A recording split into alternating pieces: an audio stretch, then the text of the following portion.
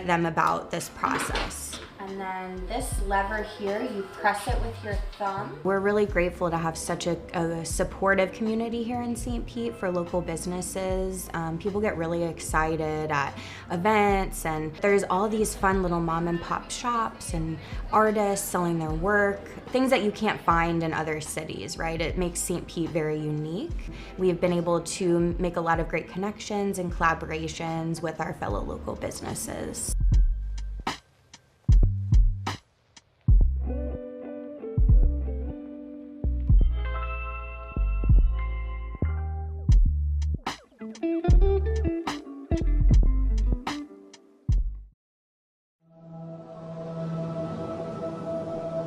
My name is Sylvia Rosario. I am the first Hispanic, Latina, female chief plant operator for the city of St. Petersburg. You don't wake up wanting to be a chief plant operator or a wastewater operator. This is a job that you are either born into, your parents did it, or maybe a family member did it, or it falls out of the sky for you. It fell out of the sky for me. I was a nail tech, and I came to my wastewater interview with beautiful long nails, fancy hair, all the makeup, and the operators and the team behind the table, they looked and they were like, what is she thinking? We sat down, we had a great conversation, they had confidence in me, and it happened. I was like, I don't know if I want to do this. This is crazy. The change is so big. I decided to go for it. I figured, I had 4 sons at the time, and they deserved better.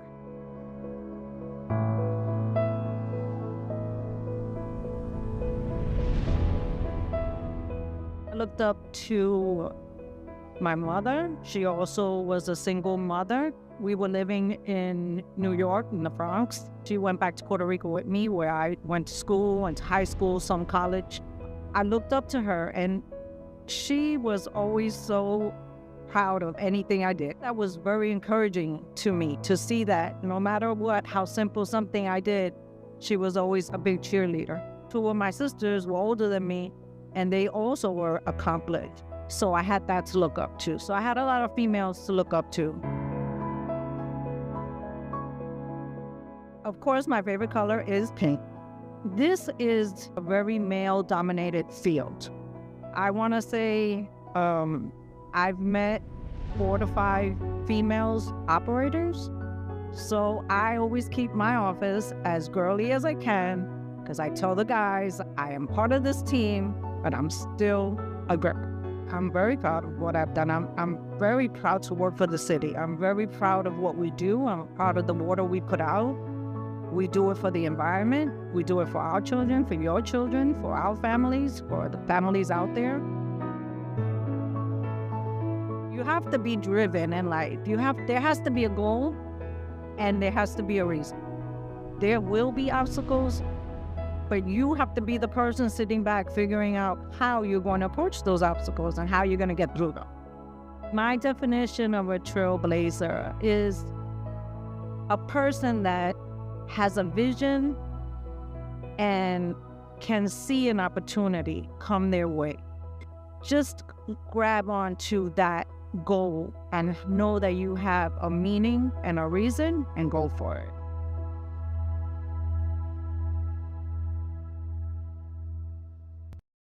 Campbell Park is a beautiful community.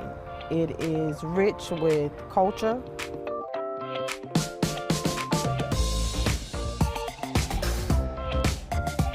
All right, Campbell Park is located right across the street from Tropicana Field, where the Tampa Bay Rays play. Right across the highway, you got an overpass right here that you can walk over. It's right down the street from the local skate shop, Anchor. It's in a pretty dope location, honestly. What I think is unique about Campbell Park is you can have a yard, you can have green space, you have this beautiful park across the street, and then you just go a little further and now you're into the density of downtown, which is really exciting to have an actual residential corridor with yards so close to a really booming downtown area. We are one of the more accessible communities when it comes to traveling, as far as going downtown, interstate travel, any of our shopping centers. This is the perfect place to be when it comes to all of those things. You can skate anywhere in St. Pete just using the trail, and you can just hop off the trail, walk across the trop, and then hop right over the highway and you're here, and you can just shred. It's a dope park. I love taking my dog for walks into the skate park. I love going there and seeing all the energy of everyone using the skate park. The skate park has brought an environment for diversity, and so our children are able to attend the skate park and have a safe place to skate without being on our roadways.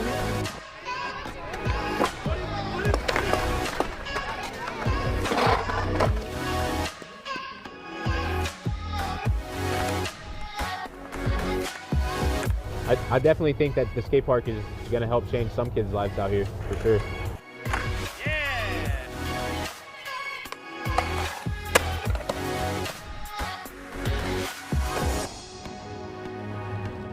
I live right across the street, so I just come right across the street, like come skate, you know, blow off some steam, have some fun. That's what it's all about, like having fun. That's what I say skateboarding.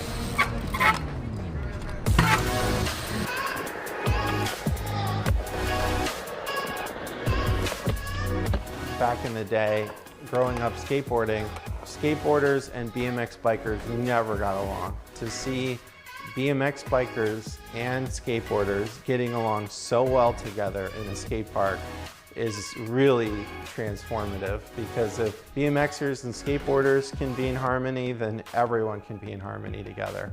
Nobody's gonna be like, oh, you're too short to do this, you're too tall to do this, you know? It's more of a, you just come here and you get to do what you do, self-express yourself through the park.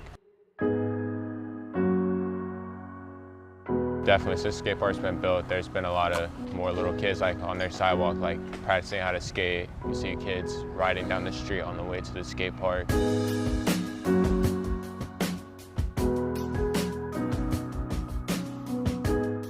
Since I've lived here, like a lot of the areas have been cleaning up, you know, moving towards a more positive direction.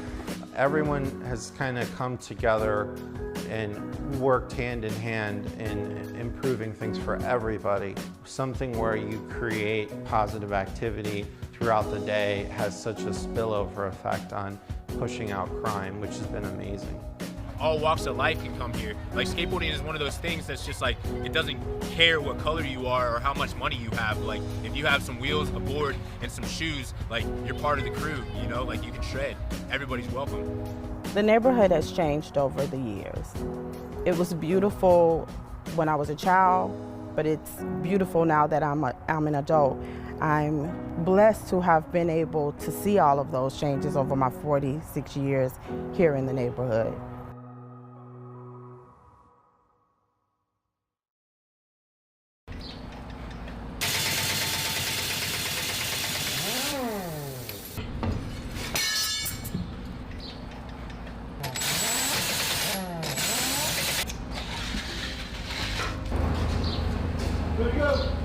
My name is William Clifton. I work at the tire shop for the city of St. Petersburg. I'm a tire and wheel specialist. My general responsibilities are to make sure everything rolls. We just make sure everybody's rolling safe.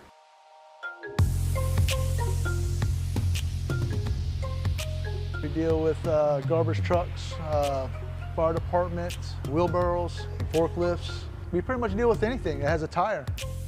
Some days it's 10, 20, then some days we're just non-stop.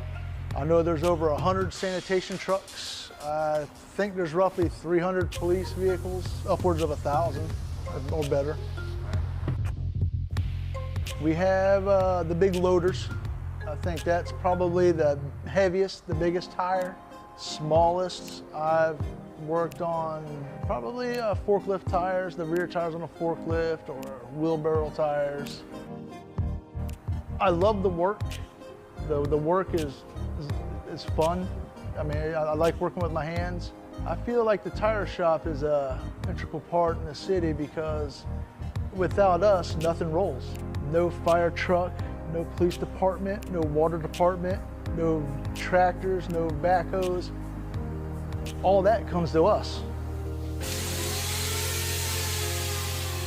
Well, right before Hurricane Irma came here last year, we were the last group of people out of the compound, and we were the first people in the compound back to work. We got somebody that needs tires right away. You can have all the running vehicles you want, but without tires, they're going nowhere.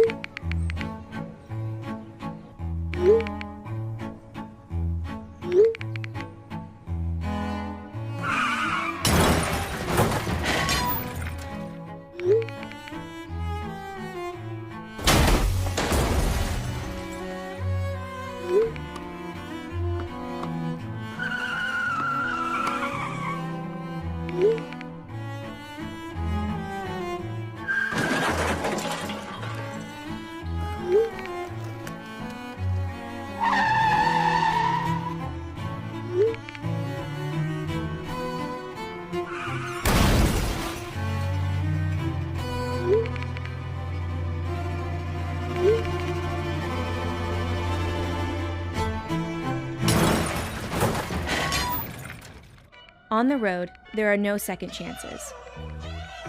When you're behind the wheel, nothing is more important than staying focused on the road. Your life and the lives of others are at risk. Put the phone away. It can wait. Don't drive distracted.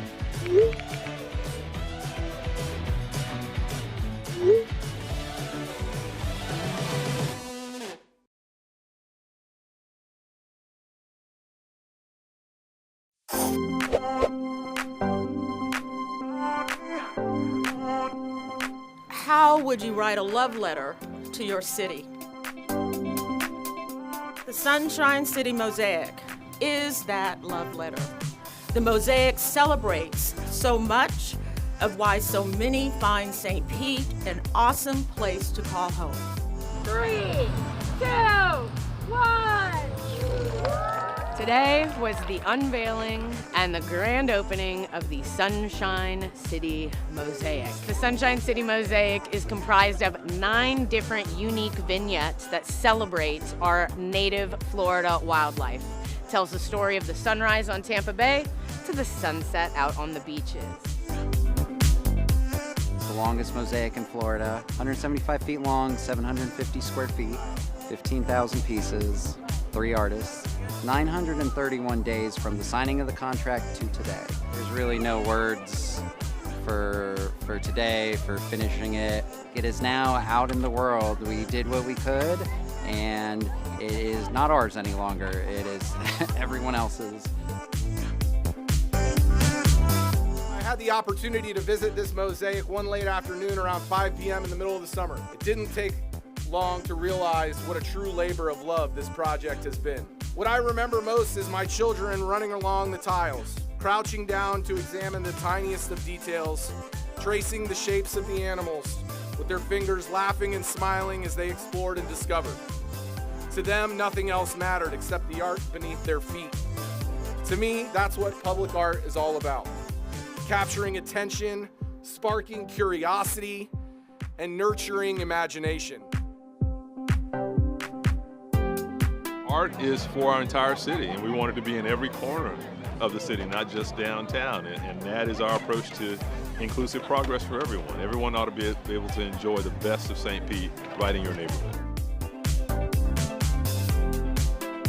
I hope that, it may not be obvious at first, but after spending some time with it, kind of do notice the underlying story of the east side versus the west side, and the different motifs that really point towards the unique ecological situation that we have here in our county. What makes Florida so special is our ecology, is our water, is all of these wild and beautiful animals we have just right out in the bay. So I hope each and every person walks along this sidewalk, takes a moment to meditate and reflect on that, and that impacts their future decisions. That to me is really the power of public art.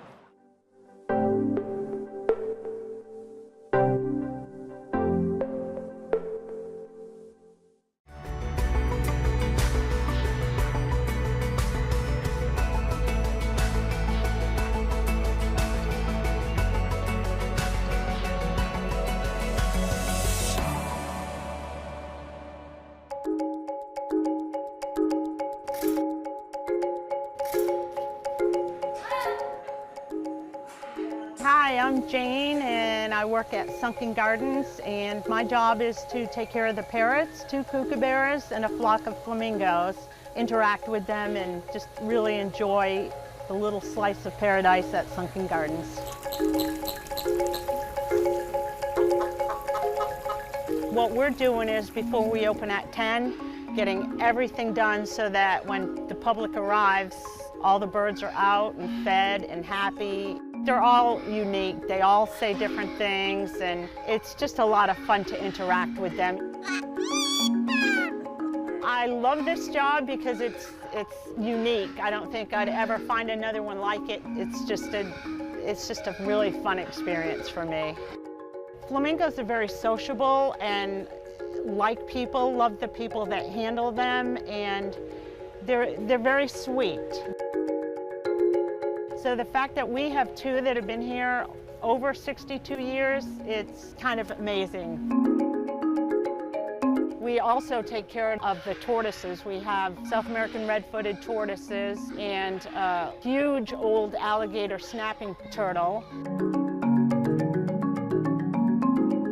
Sunken Gardens is an incredibly beautiful place. If the city hadn't bought it, who knows what this would be like now. To me, it is just an incredible, beautiful place. And when you're in here, you don't even realize that you're in the middle of a busy city. At the end of the day, when I leave, after they're all back inside in their cages, they all tell us bye. Bye. Bye-bye. Bye. The worst part of my day, I guess, is pulling out onto 4th Street. It's just really fun to work here, and incredible, good, fun job.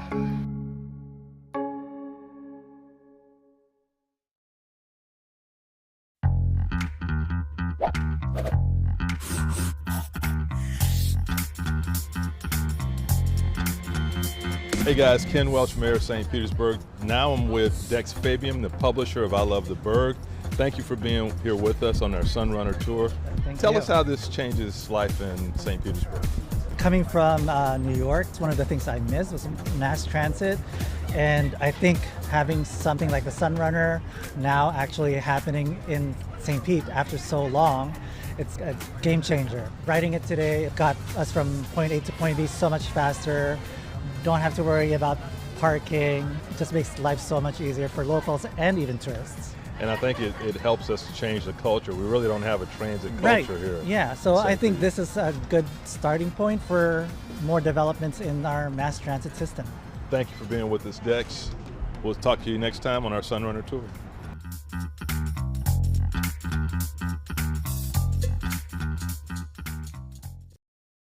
Hi, I'm Sarah De La Torre. I'm a firefighter paramedic with St. Petersburg Fire Rescue, and I'm here to talk to you today about being wise with your lithium-ion batteries before, during, and after the storm.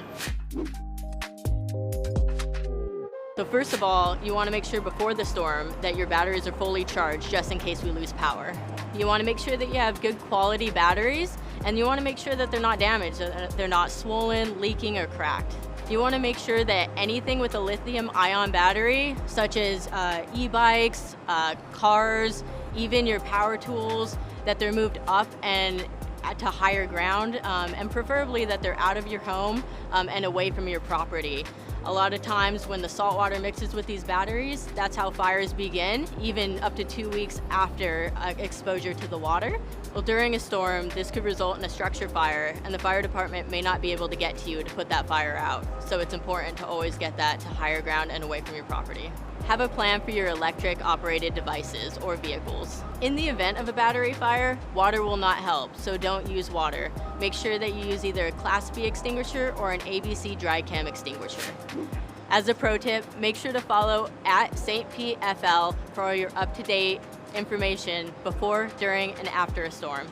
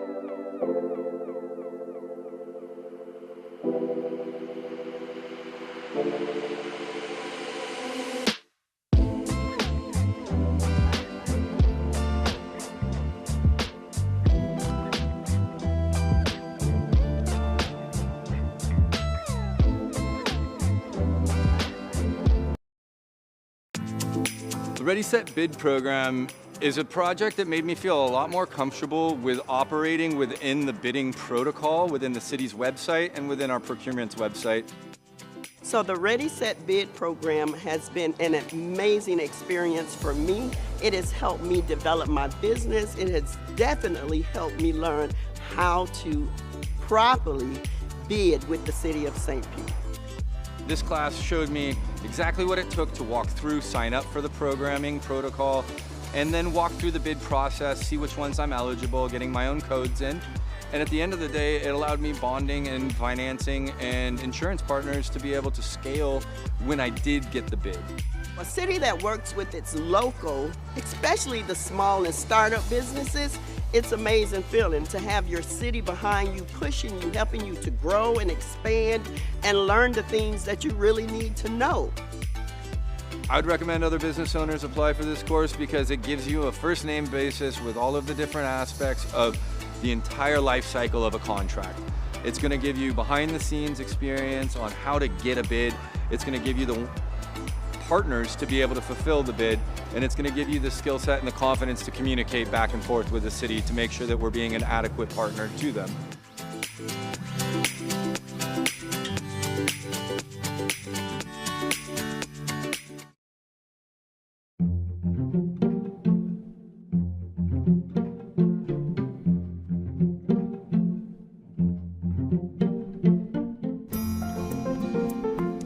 Bubba.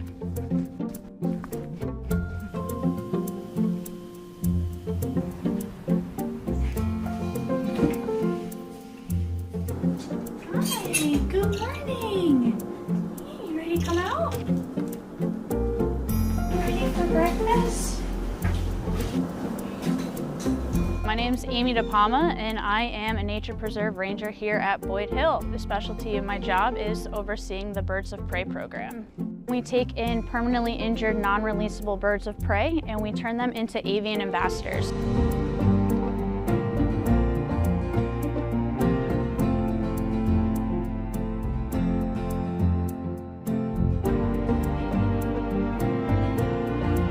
We take these birds all throughout the county, from the Saturday morning market to schools to assisted living facilities. When you're talking about conservation, sometimes it can be kind of a bore, but when you have a great horned owl sitting on your arm talking about conservation, people are a lot more inclined to listen, to pay attention, especially since these birds have injuries due to human interaction in some way. Conservation efforts in general are really important around the world, but specifically here at Boyd Hill because we do live in one of the most densely populated counties in all of Florida. It's really important to conserve these small parcels of land. All of these birds that we have here live throughout Florida. We also have to worry about their diet and feeding them, so we weigh them almost daily to make sure that their food fluctuates with their body weights. We also have to do medical care, but aside from me, we have 54 volunteers that help make this program run day to day. There's a lot of maintenance that goes along with these birds, and it's a group effort. It's not just me. Step up. Up. No, you want to face everyone, huh? You got an audience. They're just like people. They have good days and bad days. So sometimes when you walk in, they want nothing to do with you, and other times you're walking around the corner and they're chirping and yelling saying, "Come in here and feed me."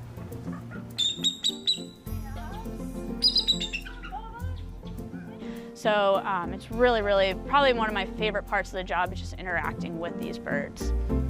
Hey, Dance. Yeah, so this is Dancer. He's a red-tailed hawk. He is 19 years old. I mean, I get to spend my day in a nature preserve. So I am surrounded by nature and surrounded by nature-minded people, which really excites me. So interacting with kids and adults and just spreading my passion is really what I love about this job.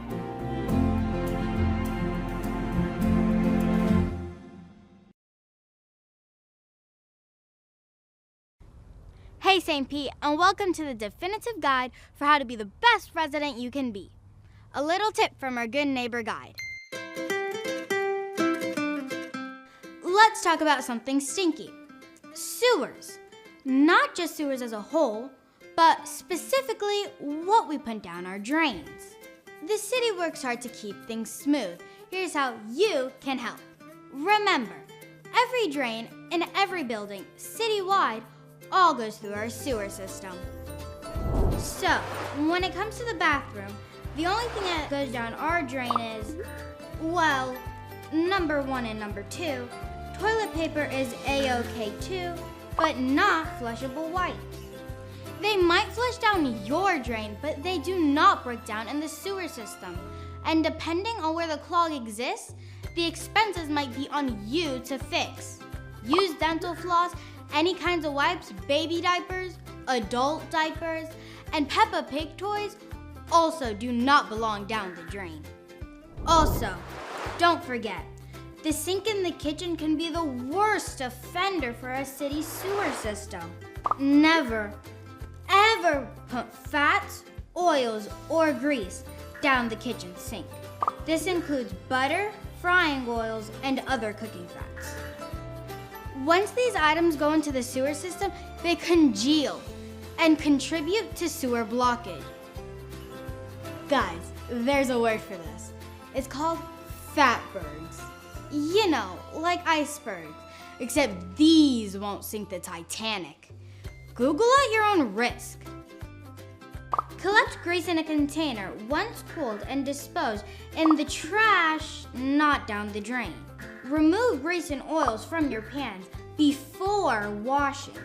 Dispose of food scraps in the trash. There's a bunch more information on this topic that can be found on the City of St. Petersburg's website. Guys, it's so easy, a kid could do it. We all love our city, so let's do our part to take care of it the best we can and follow St. Pete's Good Neighbor Guide.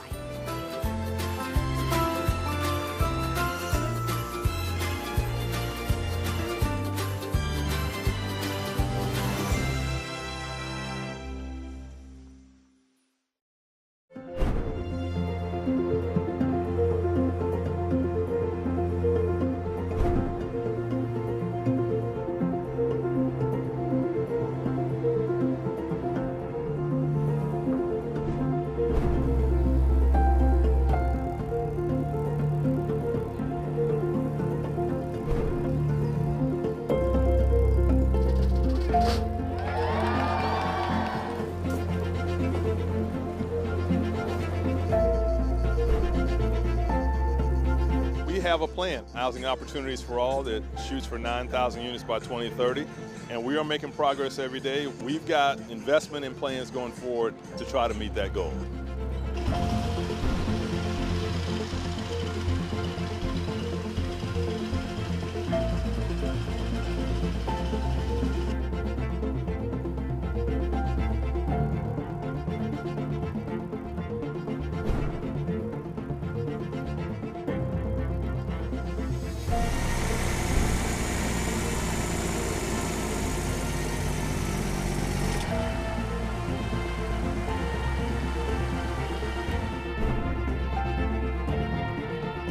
Have a brand new building that's been designed to be used as a laboratory, but it was also designed to withstand hurricanes.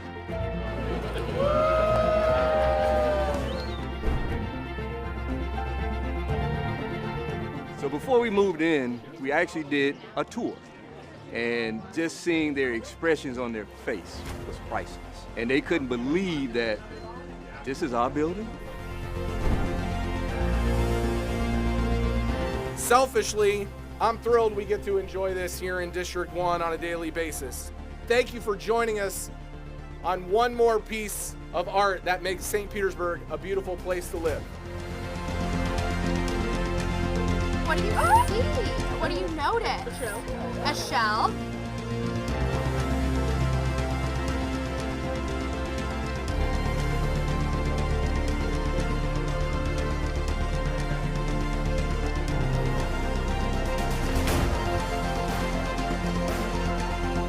One, two, three. Yeah!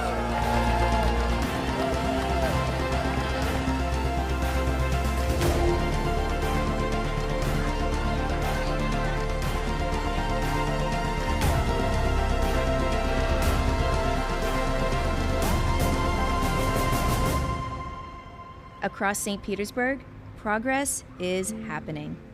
This is what it looks like.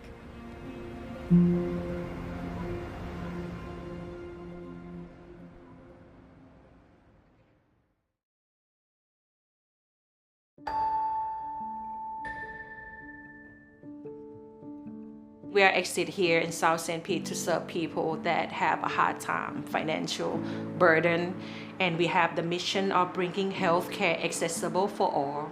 And we have experiences that a lot of patients in here that had to make decision between they're gonna pay for the medical bills or they're gonna have to pay their light bill.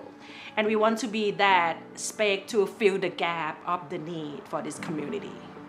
When the hurricane came, we have started seeing a lot of the need, and by that time, we just take action on our own. We just went to Restaurant Depot, grabbed some food, and decided to feed people. Then after that, week after, Milton came, that buried everyone in the ground. So by that time, we feel the urge in that we got hit too, but we can't stop. So the next day after Milton laying on South St. Pete, we start distribution again. We start do the work again. We start serving people again. When we have the drive-through, I was the one that check in. And pretty much everyone that come here, check in, put their name on, they come with tears. And they said that thank you so much that for this opportunity, for this giving, because you know, they seem lost. They seem lost, and they can see the pain, the heartache, the traumas, and all the things that they're going through that they don't even know what it's gonna look like for them the next day. By that time, we are St. Pete Fund doesn't exit yet. So it's kind of like, I feel like we're on our own, that we have to go through this. But then when the funding have launched, it was quick. That funding come to help us to kind of like put everything back together, put the wall up, seal the roof, restock all the food and supply and the medical supply in here. And that St. Pete Fund has helped us a lot to become who we are today.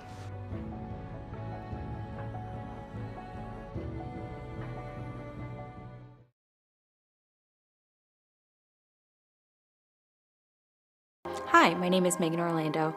I'm the Emergency Management Specialist for the Office of Emergency Management in St. Petersburg, Florida. I'm here to talk about Alert Pinellas. Alert Pinellas is our emergency notification tool. That's how we get our emergency notifications out to the public and to our communities. Alert Pinellas can distribute a wide range of notifications, watches and warnings for tornadoes, storm surge, high winds. It can alert for shelter evacuations, for boil water notices, and hazardous materials incidents. You can register for Alert Pinellas using the link on the screen. You can register with your email, with text messages, or to receive a phone call. Pro tip, you can add the Alert Pinellas phone number to your phone, so that way you know when you're getting a call from us. Opting into Alert Pinellas is the best way to ensure that you receive emergency notifications from your partners at the City of St. Pete and Pinellas County. Every storm creates its unique hazards, so follow city socials to stay up to date on the most important information.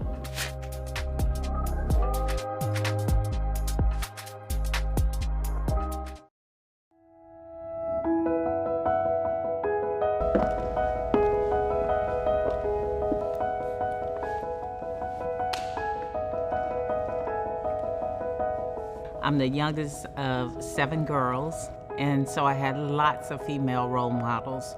One in particular is most definitely my mother.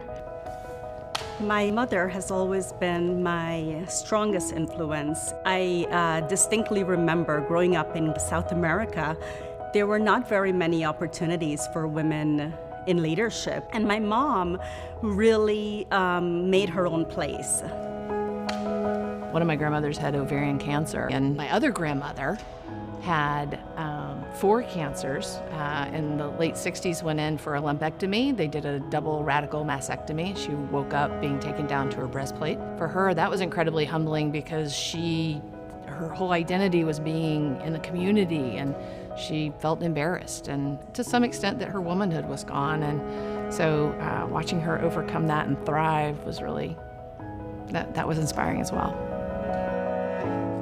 Growing up, I really admired one of my high school teachers in particular.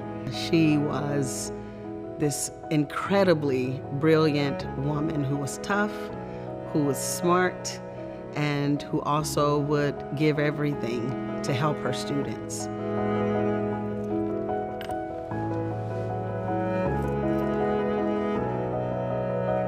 I think it's critical to have a mentor.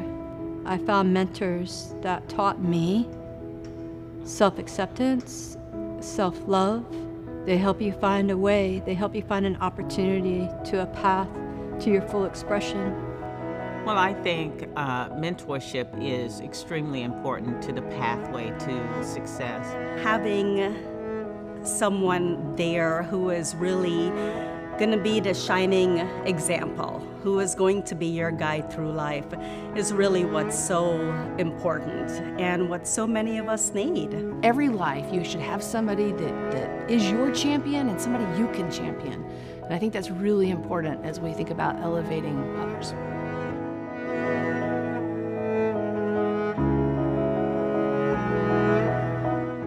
Oh, St. Petersburg Leadership for Women is outstanding. I think we are positioned perfectly. I feel so very fortunate to live and work in a city like St. Pete that's inclusive, that's progressive.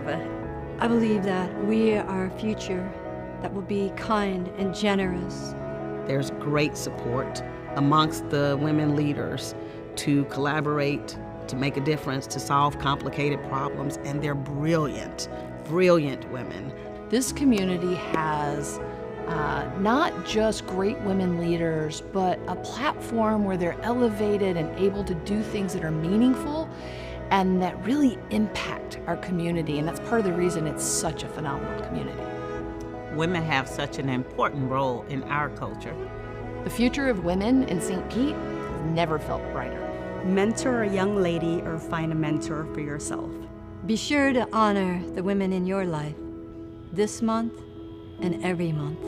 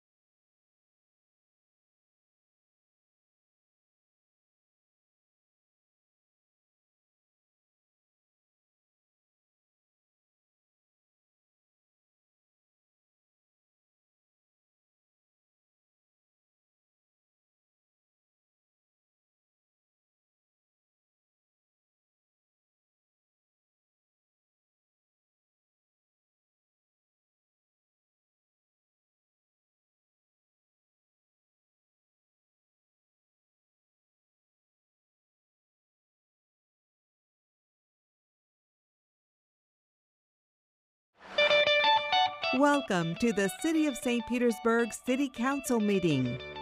Your elected officials are Mayor Ken Welch, District 1, Copley Gertis, District 2, Brandy Gabbard, District 3, Mike Harding, District 4 and Council Chair Lisette Hanowitz, District 5, Deborah Fig Sanders, District 6, Gina Driscoll, District 7, Corey Givens Jr., and District 8 and Council Vice Chair Richie Floyd. Welcome everyone to the April 16th, 2026 City Council meeting. Clerk, could I please have a roll call? Hanowitz? Here. Sanders? Here. Driscoll? Here. Givens? Here. Floyd? Curtis? Here. Gabbard? Here. Harding? Here. Today we're going to have our invocation given by our council member Corey Givens Jr. So if you can please stand and then remain standing for the Pledge of Allegiance. Thank you, Chair. Let us pray. God of our weary years, God of our silent tears, Thou who hast brought us thus far along the way, Thou who hast by Thy might led us into the light, keep us forever in Thy path, we pray. We come, O God, God in many forms and many fashions, to say thank you for this day, thank you for this hour, thank you for another opportunity for us to do the business of this great city that we all call home. We thank you, O God, for leadership, both at the local level, the state level, and the federal national level. We thank you, O God, for those who have been willing to step up and to accept the call to serve. We ask, Lord, that you teach us to put aside our differences and to embrace unity. We pray, God, that you allow us, Father, to do your will and let your will be fulfilled. We pray right now that you continue to make a way for those who have no way, mend brokenness, provide a roof over the homeless right now, Father God, and food on the table for those who are hungry. We pray right now that you will continue to get the glory out of all that we say and all that we do. In the mighty matchless name of Jesus, we do pray. Amen. Amen. I pledge allegiance to the flag of the United States of America and to the republic for which it stands, one nation, under God, indivisible, with liberty and justice for all. You may be seated. Thank you, Councilmember Givens, for that beautiful invocation. Council members, we have an agenda before us. I'll entertain a motion for approval. Move approval. Second. We have a motion and a second. Clerk, if you can open the machine for voting. Council members, please enter your votes. Seeing that all present council members have voted, clerk, please tally and announce the vote. Madam Chair, the motion to approve the agenda passes unanimously with Councilmember Floyd being absent. Clerk, I see we have speakers today for open forum. Could you please read the rules? The consent agenda, Madam Chair. Oh, that's right. That's right. Forgot the consent agenda. We have no. I'll entertain a motion. Move approval. Second. And we have no cards for it. Okay, Councilmember Driscoll. Thank you. I just wanted to call attention to item CB5, which is regarding the fire training complex project. Again, this is always, it's been one of my favorite and most passionate items for many years. And every time I see something come up, it reminds me that we're taking another step forward in making this come to fruition. So I just wanted to point that out and thank everyone who is working on that. Thank you, Chair. Thank you. Motion then? We have a motion? I think so. Motion second? Okay. Clerk, you please open the machine for voting. Council members, please enter your votes. Seeing that all present council members have voted, clerk, please tally and announce the vote. Madam Chair, the motion to approve the consent agenda passes unanimously with Councilmember Floyd being absent. Do we have speakers? Yes, we do. Clerk, please read the rules. And before I read the rules, Madam Chair, I just want to make the audience aware that we're having some technical difficulties with the clocks, so you'll be able to see the time on the screen for your 3 minutes that you're speaking. So your 3-minute time clock is going to be on the screen up here because the clocks down here aren't working. Thank you, clerk. If you wish to address City Council on subjects other than public hearing or quasi-judicial items listed on the agenda, please sign up with the clerk. Only the individual wishing to speak may sign the open forum sheet. Only city residents or owners of property, business owners in the city, or their employees may speak. All issues discussed under open forum must be limited to issues related to the City of St. Petersburg government. If you are speaking to an item on the agenda, you may only speak once during the open forum or when the item comes up on the agenda. Applause is not permitted except in connection with awards and presentations. In order to provide an opportunity for all citizens to address council, each individual will be given 3 minutes to speak, and after which the microphone will be muted. If you wish to address City Council through the Zoom meeting, you must use the raise hand feature button in the Zoom app or enter *9 on your phone at the time the agenda item is addressed. When it is your turn to speak, you will be unmuted and asked to state your name and address.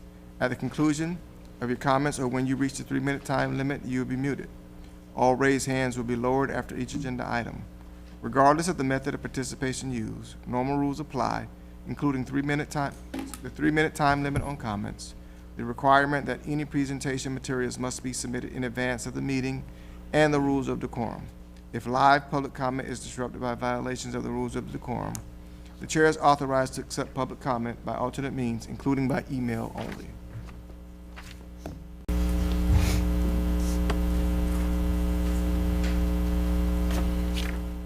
Call the speakers 2 at a time, Madam Chair, and at the moment we have none in Zoom.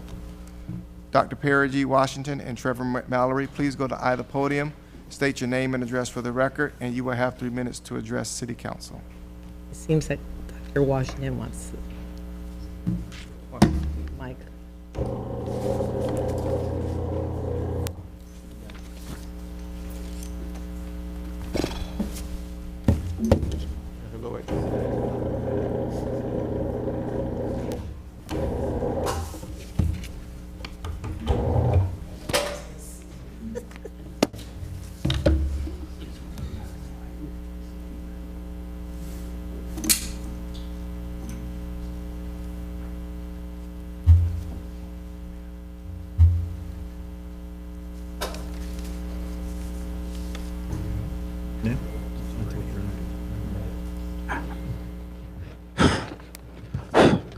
It's not on. It's on.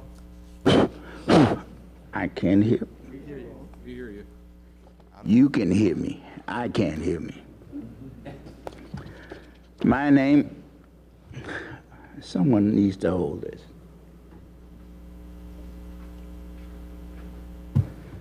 My name is Dr. Perry G. Washington. I've been in Pinellas County since I was 2 years old. Mr. Washington, can you give us your cross streets, please, in St. Petersburg? 175 North Street, St. Petersburg, Florida. That's not a complete address, sir. What do you want, the zip code? Can you give us your cross streets? 5th Street North and 2nd Avenue. Thank you. Now my time starts, right?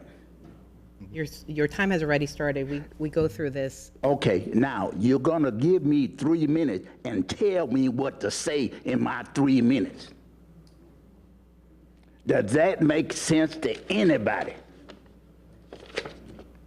Today's sermon is about send help, it's time. Back in the day of slavery, the slave had a communication network. They said things their white masters couldn't understand, such as send help, it's time. He's killing me. But they didn't say send help, it's time. You had to understand the language. S-H-I-T.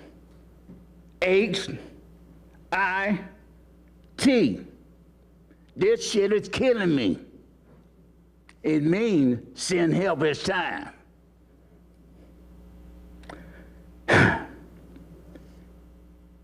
During my travels around the world,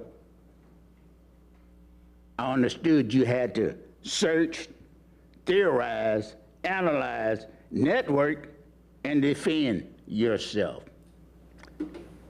S-T-A-N-D. Take a stand. I was arrested last year.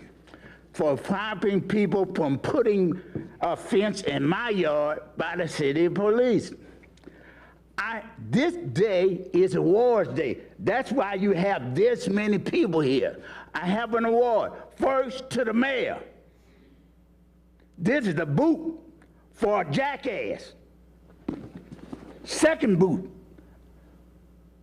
for the chief of police. And all you, I'm going to make sure my people do their job. I'm going to make sure everyone knows.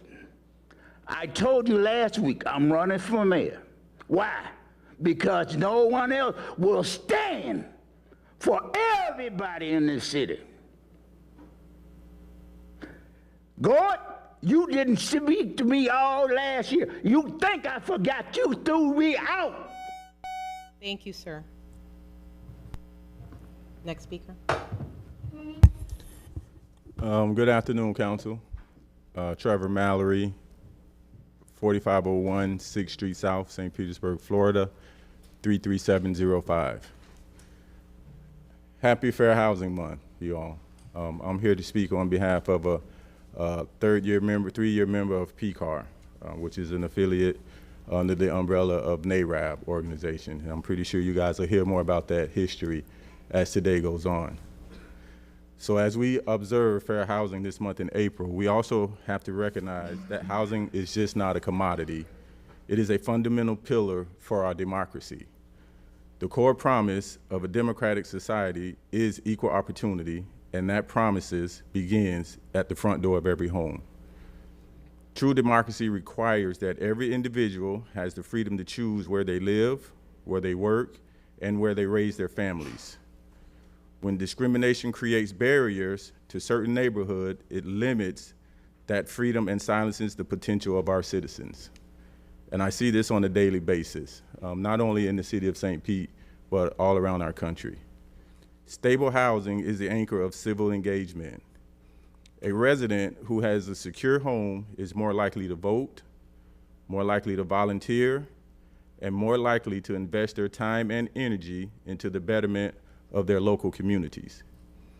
Democracy thrives on the exchange of ideas between diverse groups of people.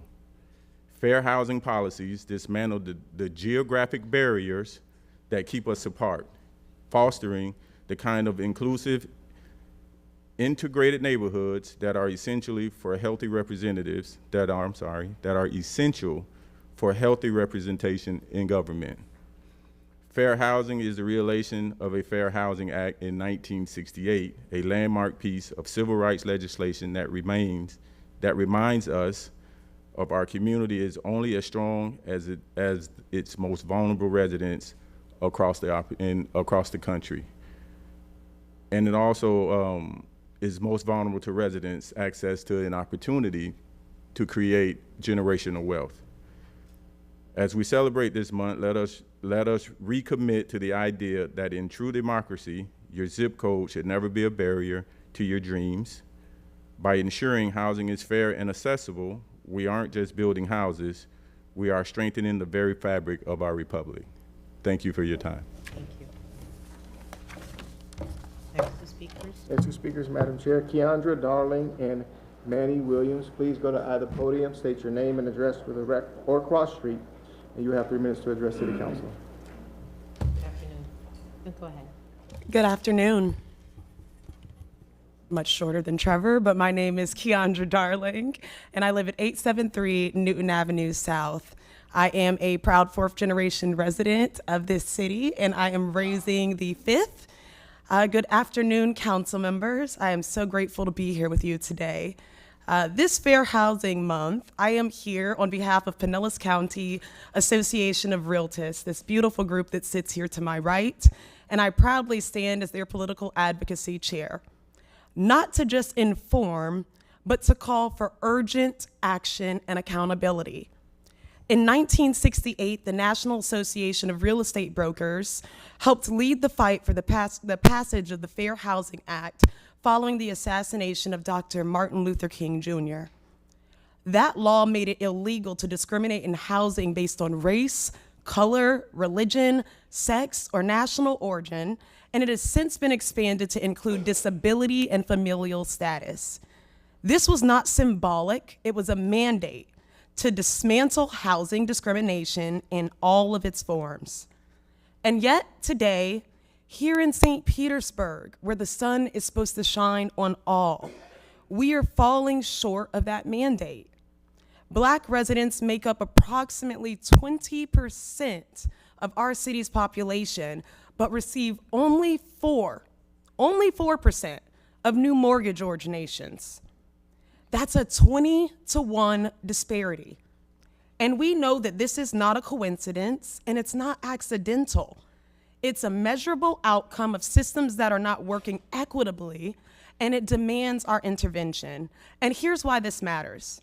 Generational wealth, home ownership is the #1 way for American families to build wealth. At the current rate of the mortgage originations that we're seeing, the racial wealth gap in St. Pete is going to become insurmountable within a decade. Economic stability. High disparity in origination suggests that Black residents are either being denied loans at higher rates or being priced out of the city entirely.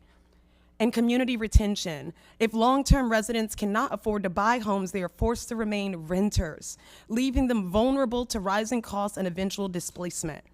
A national poll reports an estimated 70% of Gen Zers and 53% of millennials are struggling just to pay rent. So the question before us is not whether the problem exists. The question is, what is this council, what is our city prepared to do about it? Because without direct policy intervention, the market is not going to correct itself. It's going to continue to exclude.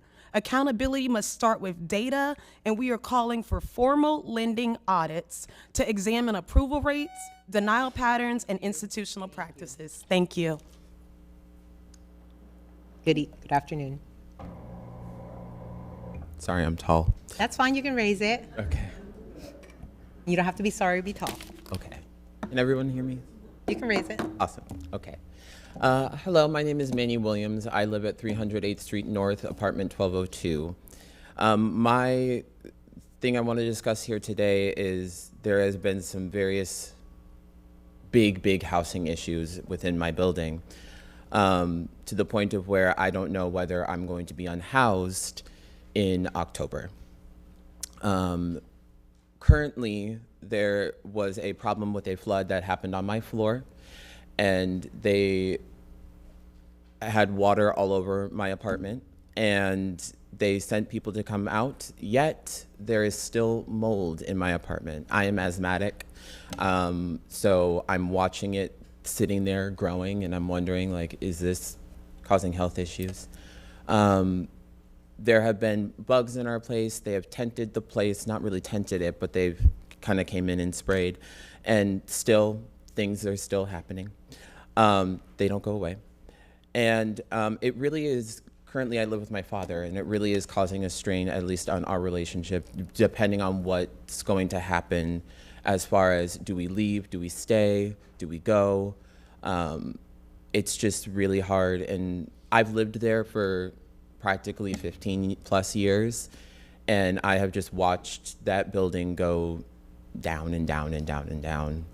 And it's a really beautiful location. It's a wonderful location. It's a wonderful place. St. Pete, was supposed to be a place for people like me at my young age to sit here and start a life and get a house and all of those fun things of being an adult, but it just seems like now that it's not possible. And I would just like something to happen specifically for that building, for that location, because all around there is life. And I think it makes St. Pete. So that is all. Thank you. Thank you. And I believe someone from administration is going to make contact with you if you can just wait here a minute. Next two speakers. The speaker, Madam Chair, is Greg, I think it's Wiseman. Wiseman, thank you. Please state your name, address, or cross street. And you will have 3 minutes to address City Council. Good afternoon, council members and representatives. My name is Greg Wiseman, and I also reside at 308th Street North, apartment 1202 with my son, the Portland apartment building. I would like to address a couple of serious issues that have been happening in the last years. We were very fortunate to be able to move in when it was first built in 2011, and it was a shining beacon of affordable housing. We've been, as I said, very fortunate to live there all these years. However, the habitability and safety crisis in our building now has become almost unbearable. Our building advertises a key fob security system to prevent unauthorized entry, but it hasn't worked for several years. This failure has allowed unhoused individuals to access stairwells and elevator lobbies, creating health and safety hazards. These conditions violate Florida's implied warranty of habitability under Statute 83.56, which requires secure premises. I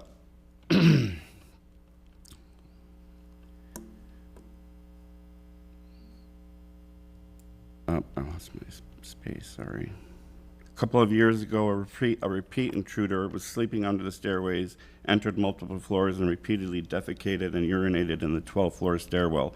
It took management 6 months to finally trespass this person despite tenant complaints. These incidents have created health hazards, fear, and violate Florida's implied warranty of the statute, as I mentioned. We recently received a note on our door that the affordable housing program, the 35% that we've been fortunate to have, has expired, and our rent will increase an additional $600 per month in October when our lease ends. There is no way that we can afford to stay there at that rate. I don't even know how that's possible, that they can raise the rent that much and $600 more per month for affordable housing. It doesn't make any sense to me. I'm just urging City Council to please do a full inspection of the building. There are many violations that have not been repaired. It recently was bought again for the third time. We've always been told every time that it's been bought that these things are gonna happen, but they never do. And I just would appreciate it if you would take some action and, as I said, do a full inspection of the Portland apartments. Thank you. Thank you. And sir, if you can go with Joe over there, and you can talk to him about it. He's with administration. Thank you so much. No more speakers. Okay. We move to awards and presentations, and the first award and presentation is Fair Housing Month Proclamation, which I believe Amy Foster is here. The housing administrator is here, who is going to present it. Good afternoon. Good afternoon.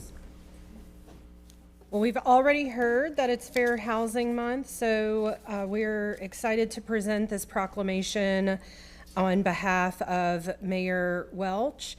We have the city's housing team with us here, a small contingency of them, and then we also have the Pinellas County Association of Realtors.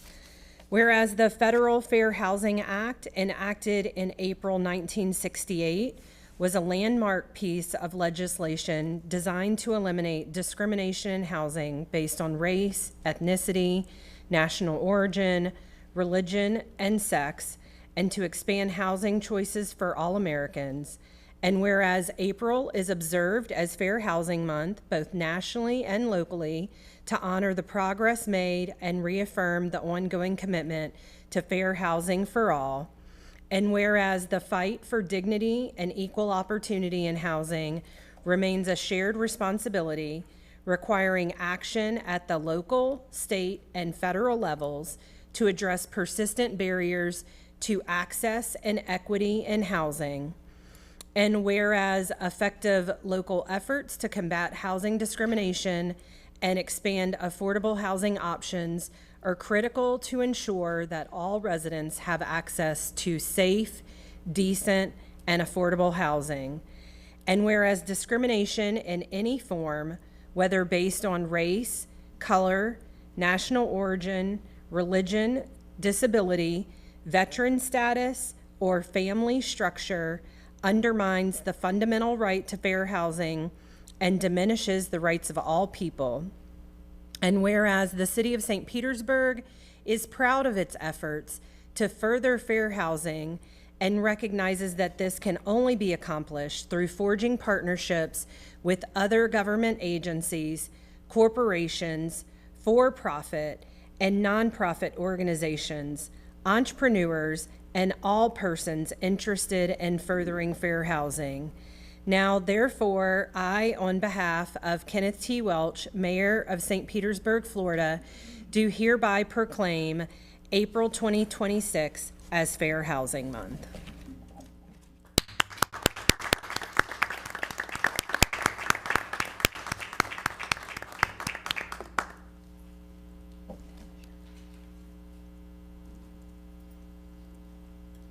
Good afternoon. Good afternoon, everyone.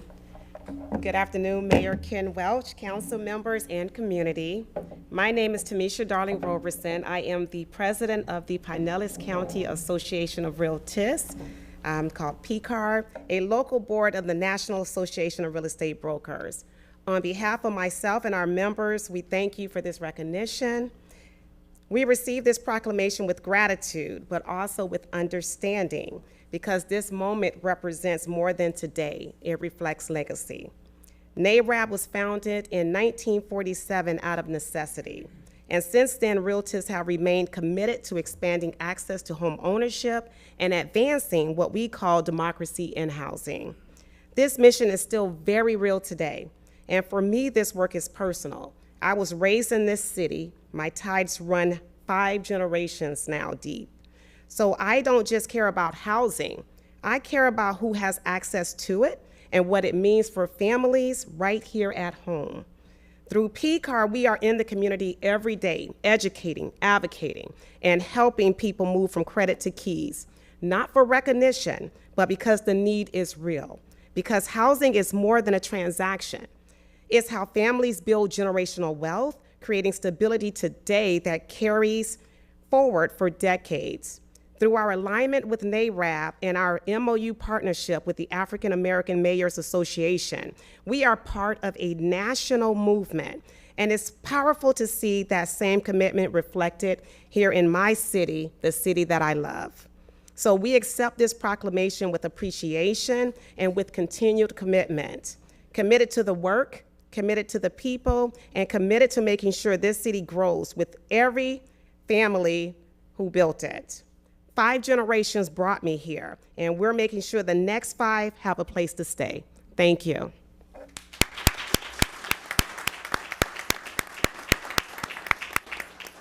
Well, thank you, Chair. Thank you, Council. Dr. Avery Sliker, Housing Community Development, and I cannot follow that up. I'm sorry. But on behalf of the department and on the 2026 Fair Housing Symposium Planning Committee, we do express our sincere appreciation to you all for your unwavering support, your advocacy. All of this is essential to us to advance fair housing practices across our city. Through our work, we are strengthening neighborhoods and expanding opportunities. I thank our fellow city departments who help us each and every day. I especially give great gratitude to the staff who every single day use their professionalism, diligence, and ongoing efforts to uphold all of these principles in their daily work. I thank our community partners so very much for helping us spread this word. All of this commitment from the council to the staff throughout the community plays a vital role in making a very meaningful purpose of ensuring that we have access to not free, but safe and affordable fair housing standards. So thank you. Thank you.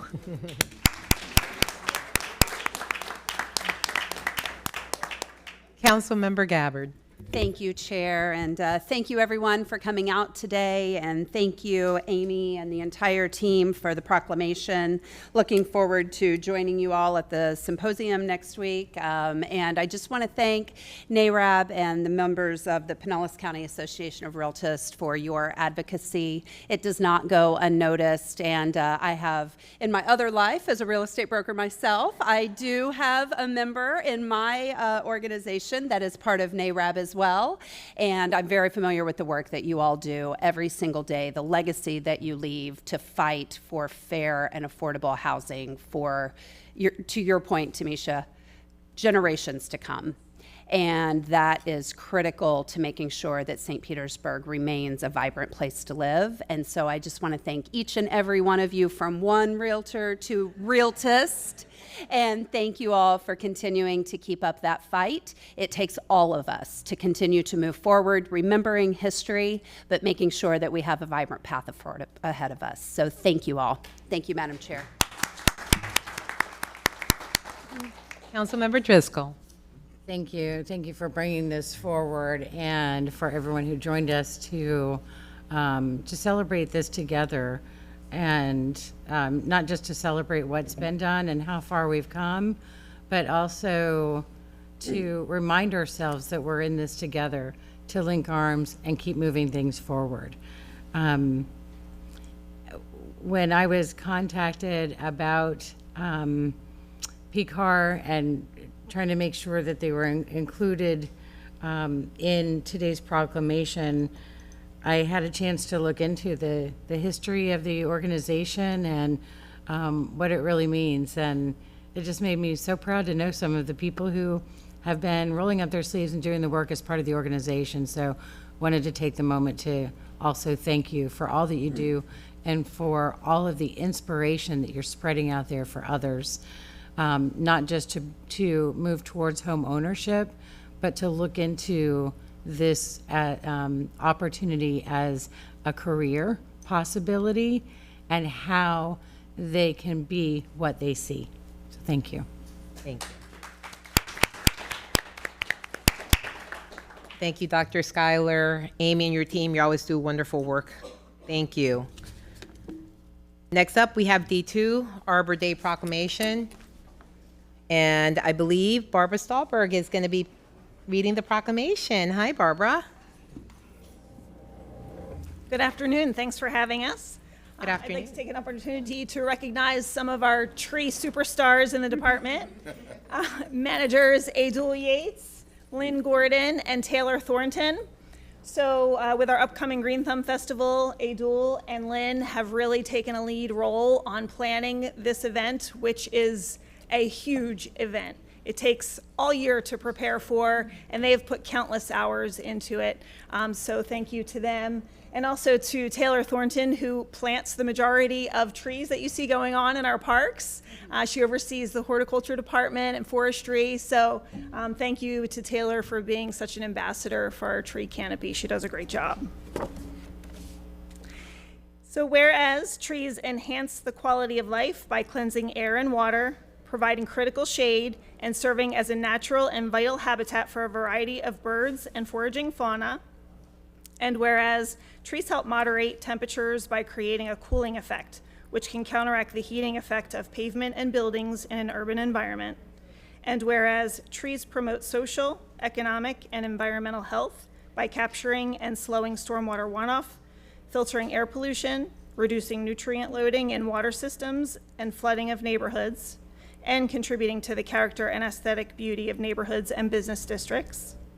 And whereas the City of St. Petersburg wishes to create awareness and appreciation for trees among all the residents in its community. Whereas Arbor Day was first observed with the planting of more than 1 million trees in Nebraska. And whereas the City of St. Petersburg supports the concept of Arbor Day and wishes to enhance its tree resources through commemorative plantings on an annual basis. And whereas the City of St. Petersburg supports being designated a green city through programming to conserve water, plant trees, preserve estuaries and sensitive lands, provide earth-friendly recycling programs, and the city's initiative to reduce its carbon footprint.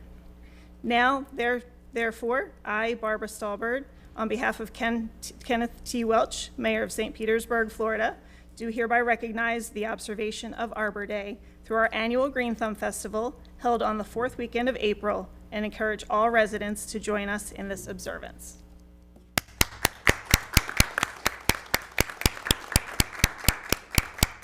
I just want to take a quick minute and thank Barb Stahlberg for all of her hard work. She thanked everybody else. She is one of the few arborists that we have in the city, and she does an amazing job of protecting our trees, making sure that we're planting the right trees in the right spot. She works day in and day out to make sure that we're continuing to have our canopy. She does have the responsibility of removing those trees when a storm rolls through, and so she does that with grace as well. But Barb is absolutely fantastic, and I wanted to make sure that she got recognized as well. I will say it before Councilmember Gertis says this, but we are in the West Side with Green Thumb. I happen to live in the West Side these days, so it is the best side. So we'll go with that. So, I'm getting some eyeballs. I'm losing some friends on the dais. So. But again, we are so excited about Green Thumb. It is one of the events that is all hands on deck. You're looking at the leadership of Green Thumb, but almost all of our staff work Green Thumb. We have something for children, for adults, for seniors. There are many departments that are involved in Green Thumb. If I started to name some of them, I will miss some of the others. But I think, Administrator Gertis, I think every department is there represented. So it really is an amazing event. Plant people are good people, and they are fun to be around. And we look forward to welcoming you to Walter Fuller for Green Thumb. Thank you. Thank you. Councilmember Gabbard. Thank you, Chair, and thank you to the entire team. You know, we do this proclamation every year, and I always say I actually think it should be called Green Thumb Festival Proclamation, right? Because that really is our celebration of Arbor Day and being Tree City, USA. So I think that, you know, it's kind of apropos that today in our HERS committee this morning, it was all about trees. And so just want to thank you because you weren't there for any of those presentations this morning because those were specific to a different department. But I think that it's important for all residents to understand how many different departments focus on our tree canopy, how many different people within the city that is part of their DNA, and everything that we do to make sure that we are promoting trees, planting trees, protecting trees. And so we missed you this morning, but we're glad to see you here today and really just wanted to shine a light on the number of people within the city who really take our trees and our Tree City USA designation to heart. So thank you for everything that you do, and I look forward to being there with you on the Green Thumb Festival. Thank you. Thank you. Councilmember Driscoll. Thank you. Thank you for the proclamation. I'm so glad that you were able to read it. That makes it extra special because I know just how passionate you are about this topic, and I know how much you've done in the last few years to bring a focus on trees in our parks, honestly, like we haven't seen before. And I just appreciate you so much. And Abdul, the rest, everybody, you are just an amazing team when it comes to this and just in taking care of our parks overall. We're so fortunate to have you all here. I do wish that we had this as part of our discussion this morning in HERS. I know, yes, that is from a different department, but we don't operate in silos. I just want to make it clear that, Maven from OSR, Stormwater, everybody truly works together with that common goal of increasing our tree canopy. And I love seeing how it's not so much, oh, it's this department or that department. It's here's what we can do in our department. Here's what we can do over here. It's about how we can and not whose job it is. But the work that you do really just stands head and shoulders above any other city around. They've got to be so jealous of us. And what you all have done to recover our parks since the storms is nothing short of miraculous. So you're all my heroes. I cannot wait to see you at the Green Thumb Festival. It gets better every year. I'm bringing my own wagon this time, so I don't have to wait my turn to borrow one. Oh yeah, it's on. I was going to ask if you had a budget this year, Councilmember, because I know that you buy a ton. You almost buy us out. And I gave up buying plants for Lent, so it's time to make up for all that. Yeah, I'm saving it all for Green Thumb. So get ready. Thank you so much. Thank you, Chair. Thank you. Councilmember Gertis. Thank you, Madam Chair. I'm just picturing on the 39th day of Lent, Councilmember Driscoll itching to get to Oh, yeah. Home Depot. Councilmember Driscoll, I'm really glad you brought up after the storms. Yeah. I think I've had this conversation with Mike where having the largest debris site that we had kind of in my backyard, watching all of the branches and debris come in truck by truck, and understanding that yes, we were doing such good work clearing, but knowing what work it was going to get back because of everything we lost. You know, when you heard me as chair last year talk about the 2.1 million cubic yards, you know, a lot of that was tree canopy. And I'm just so thankful for the work that's already completed in just a year after that. Not just getting it all out, because I know that's what we talk about a lot, but working our way back towards getting back to our tree canopy back to where it was pre-storm. And so I'm very thankful for Councilmember Driscoll to bring that up, because I think it's really important not to just talk about, you know, the 90 days and all that, but now a year later, all the work that's gone in to getting it back and all the dedication that's taken, not over just 90 days, but 18 months. And so I'm just so thankful for all of that work. So thank you. What I really wanted to talk about was I'm obviously super selfish about the Green Thumb Festival, but I'm just so thankful because when I walk the Green Thumb Festival, it is one of those times where you see just this wide swath of our city come together, all ages from all across the city, just happy, all because of plants. And, you know, and it just tells you like how passionate people are, not only about getting together as a city, right, but celebrating what I think makes St. Pete so special, which is being able to celebrate something. You know, I say it's simple. It's not. It's so complicated because it's part of our ecosystem, and it's part of what part of what makes St. Pete special. But just the ability to walk through, and whether it's a flower or whether it's a cactus or whether I'm gonna run out of names because I'm not good at it. That's what the arborists are for. But like all birds, I mean, all of the things that we do at Green Thumb, it's just such a celebration, and we're so blessed. That we have teams willing to put that type of investment in to make sure something like that happens for our city. And so I'm just so thankful for all the work. And Mike, thank you for bringing up that it's a year around. We talk about it year round. And I'm just so thankful and so pleased to the whole department, leadership down. Please give all of our thanks for all the work. And we'll be out there celebrating with you. I was going to talk about Councilmember Driscoll's wagon, and so I'm happy to hear it'll be making an appearance again in District 1. If you need a map on how to get there, Councilmember Driscoll, a reminder, I'm happy to provide one. But thank you so much for all the work, and can't wait to celebrate with you in a couple weeks. I was going to do it at announcements, but happy we can talk about it. Thank you so much. Thanks, Madam Chair. Thank you. Well, my colleagues have said everything, but I have to say there has to be some data how much the festival has grown, because I remember going to that festival when I first got to the city 20 years ago, and right, I'm just curious at some point, Mike, because the growth has been incredible.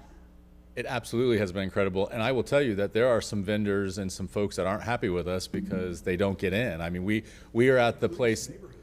We are at the place now where we're at capacity, and there is a mad rush to get in, and we constantly hear from vendors that, well, we want to get in, we want to be part of it, and we have limited space, and we want to make sure that we're respecting the park and we're respecting the neighborhoods as best we can.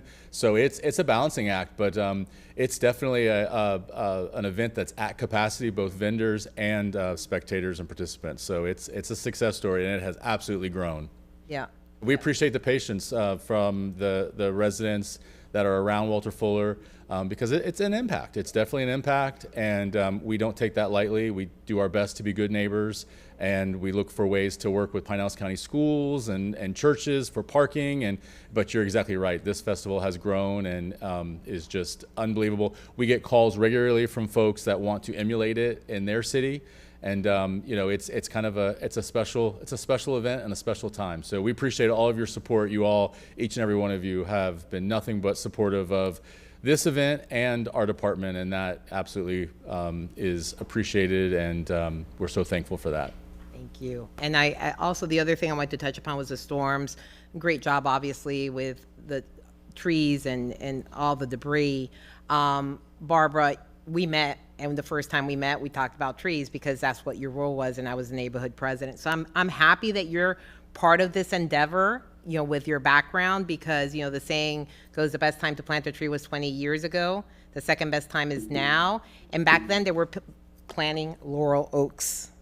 And now we just know much better, right? And it's an opportunity. So as devastating as it was to lose the number of trees we did in those storms, it actually created an opportunity to replace those trees with more diversity. Yes. And with a new generation. And it's always very healthy in any urban environment to have generational trees. So it is an opportunity as well. I'm glad you said that, because that's extremely important. A lot of people don't understand that, and that's just much better for our city, our environment, just the canopy, the whole thing. If there's disease, all the things.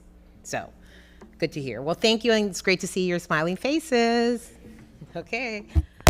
Next up, we have E1, new ordinances setting May 14th, 2026 as a public hearing date for an ordinance approving amendments to City Code Chapter 6, Aviation, updating terminology and regulations to comply with federal and state law.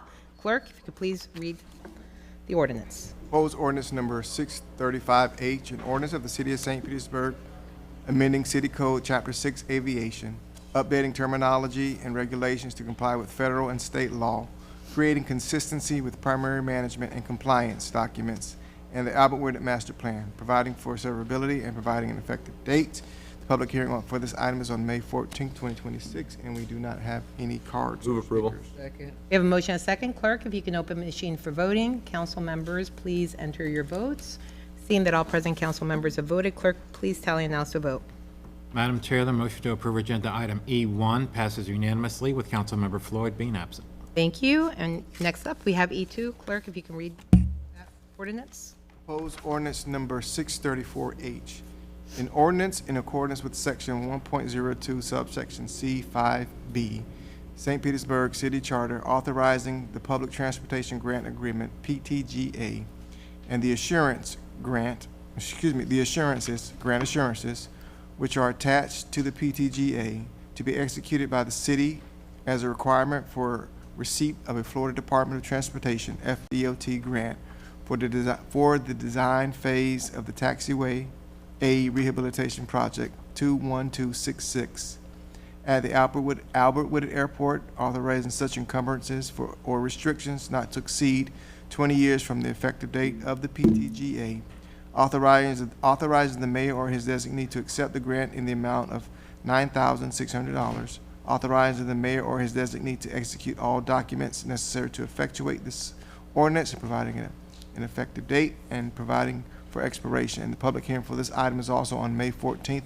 2026, and we do not have any cards. Move approval. Second. We have a motion and a second. Clerk, if you can open the machine for voting. Council members, please enter your votes. Sorry.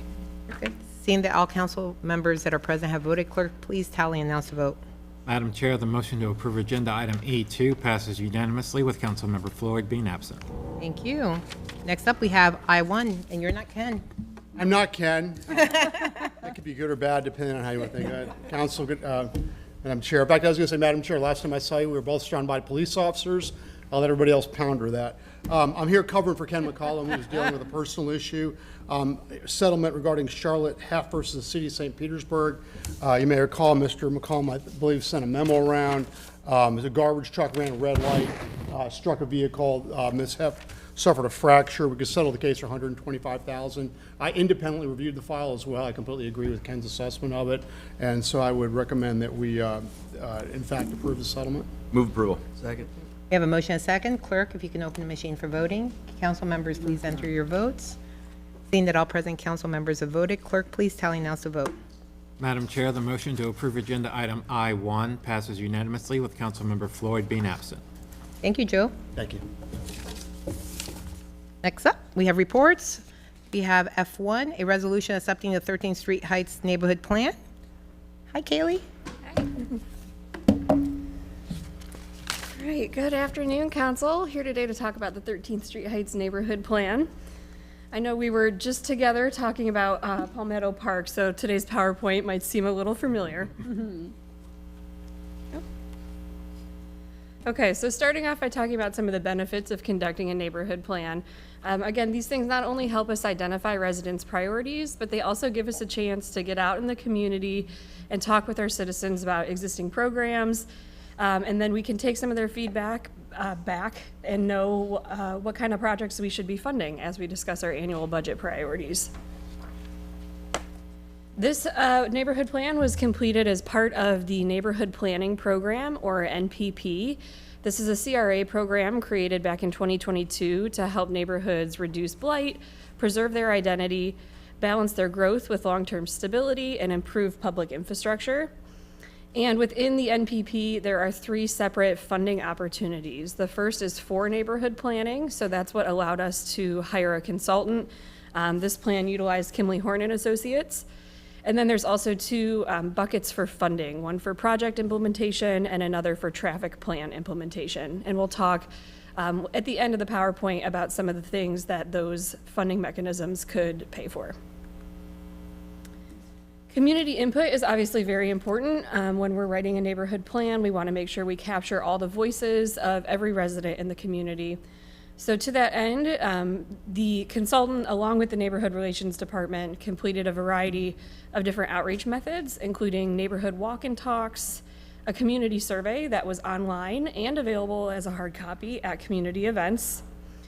There was an interactive mapping tool on a project website, and we utilized postcards, door hangers, flyers, and even street signs to help get people out to these meetings. Then we also hosted 2 community workshops this past January.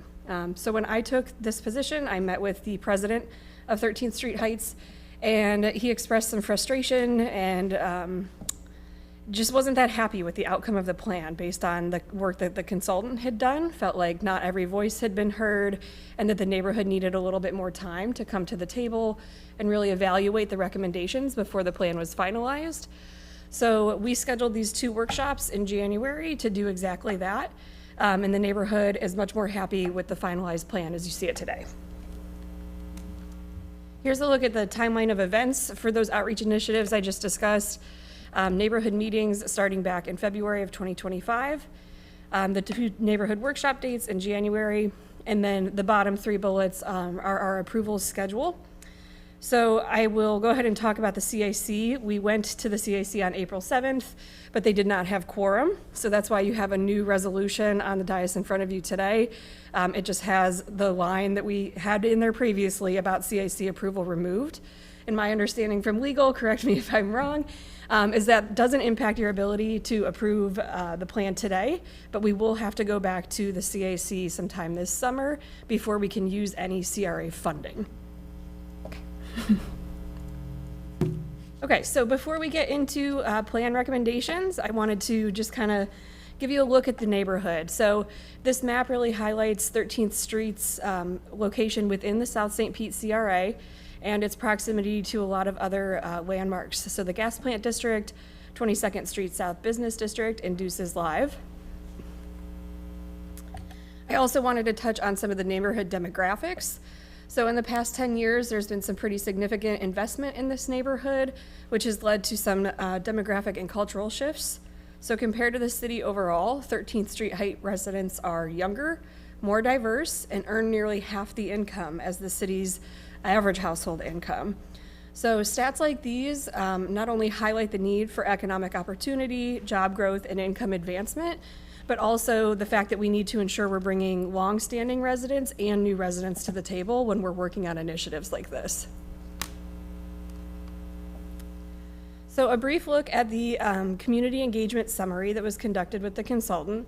These 6 things were identified as the greatest strengths of the neighborhood. So residents reported liking the sense of community and culture, the parks, playgrounds, and community centers, schools, volunteerism, gathering spaces and proximity to downtown, and places of worship. And then these 6 things were identified as the greatest challenges in the neighborhood. So accessibility to grocery stores and affordable food options, safety and crime, transportation, housing, and accessibility to services and job opportunities. Okay, so getting into some of the recommendations that we worked kind of hand in hand with the neighborhood to tweak based on the consultant's initial ideas. Residents said that they would like to see improved tree coverage and landscaped medians throughout the neighborhood. They'd like to enhance their neighborhood signage. Right now they only have 2 welcome signs, and so they'd like to do a little bit more placemaking, and we can likely pay for that through our neighborhood partnership grant. They'd also like to work with the city and the neighborhood association to continue to provide education on proper waste disposal and the code enforcement process, and encourage the development of vacant lots throughout the neighborhood for green space, recreational uses, businesses, housing, or other mixed use. In the Parks, Green Space, and Community Spaces domain, residents had some recommendations for Silver Lake Park that are pretty simple and we can likely do pretty quickly. So they'd like some trash cans with lids so litter doesn't fly around when the wind picks up. Some cleaning and repairs to the existing gazebo and water fountain, and then potentially adding some additional seating, shade, or pedestrian scale lighting. There's also some flooding concerns in the front of the park. And then, as you all know, the Davis Johnson Community Project will be huge for this neighborhood. So that the neighborhood was very involved in the community input sessions for that project, and I believe the project is in design right now. And then finally, in this category, they'd like to increase education and outreach efforts about existing city housing and renter support services.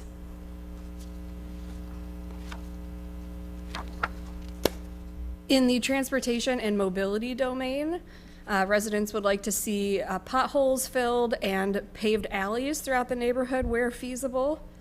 They'd like the city to continue their partnership with PSTA to improve bus stop locations, seating, shelters, and shade, and then implementing a lot of the improvements that we've already identified, either through the South St. Pete CRA Mobility Plan, Complete Streets Implementation Plan, or the forthcoming Sidewalk Master Plan.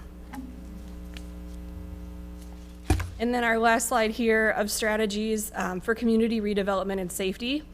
Residents would like to see some grants for local businesses to help improve building facades, expanded opportunities for skill building, trade schools, education, and networking. The neighborhood association is working to continue to engage those new and longstanding residents. They'd like to grow and maintain fruit trees and improve local food options and awareness. And then for safety, request additional park walks and talks and expand the awareness and use of the Eagle Eye program. So I won't go through these next 2 slides line by line, but these were presented and discussed at the CAC meeting as well as the CPPC meeting, which was earlier this week.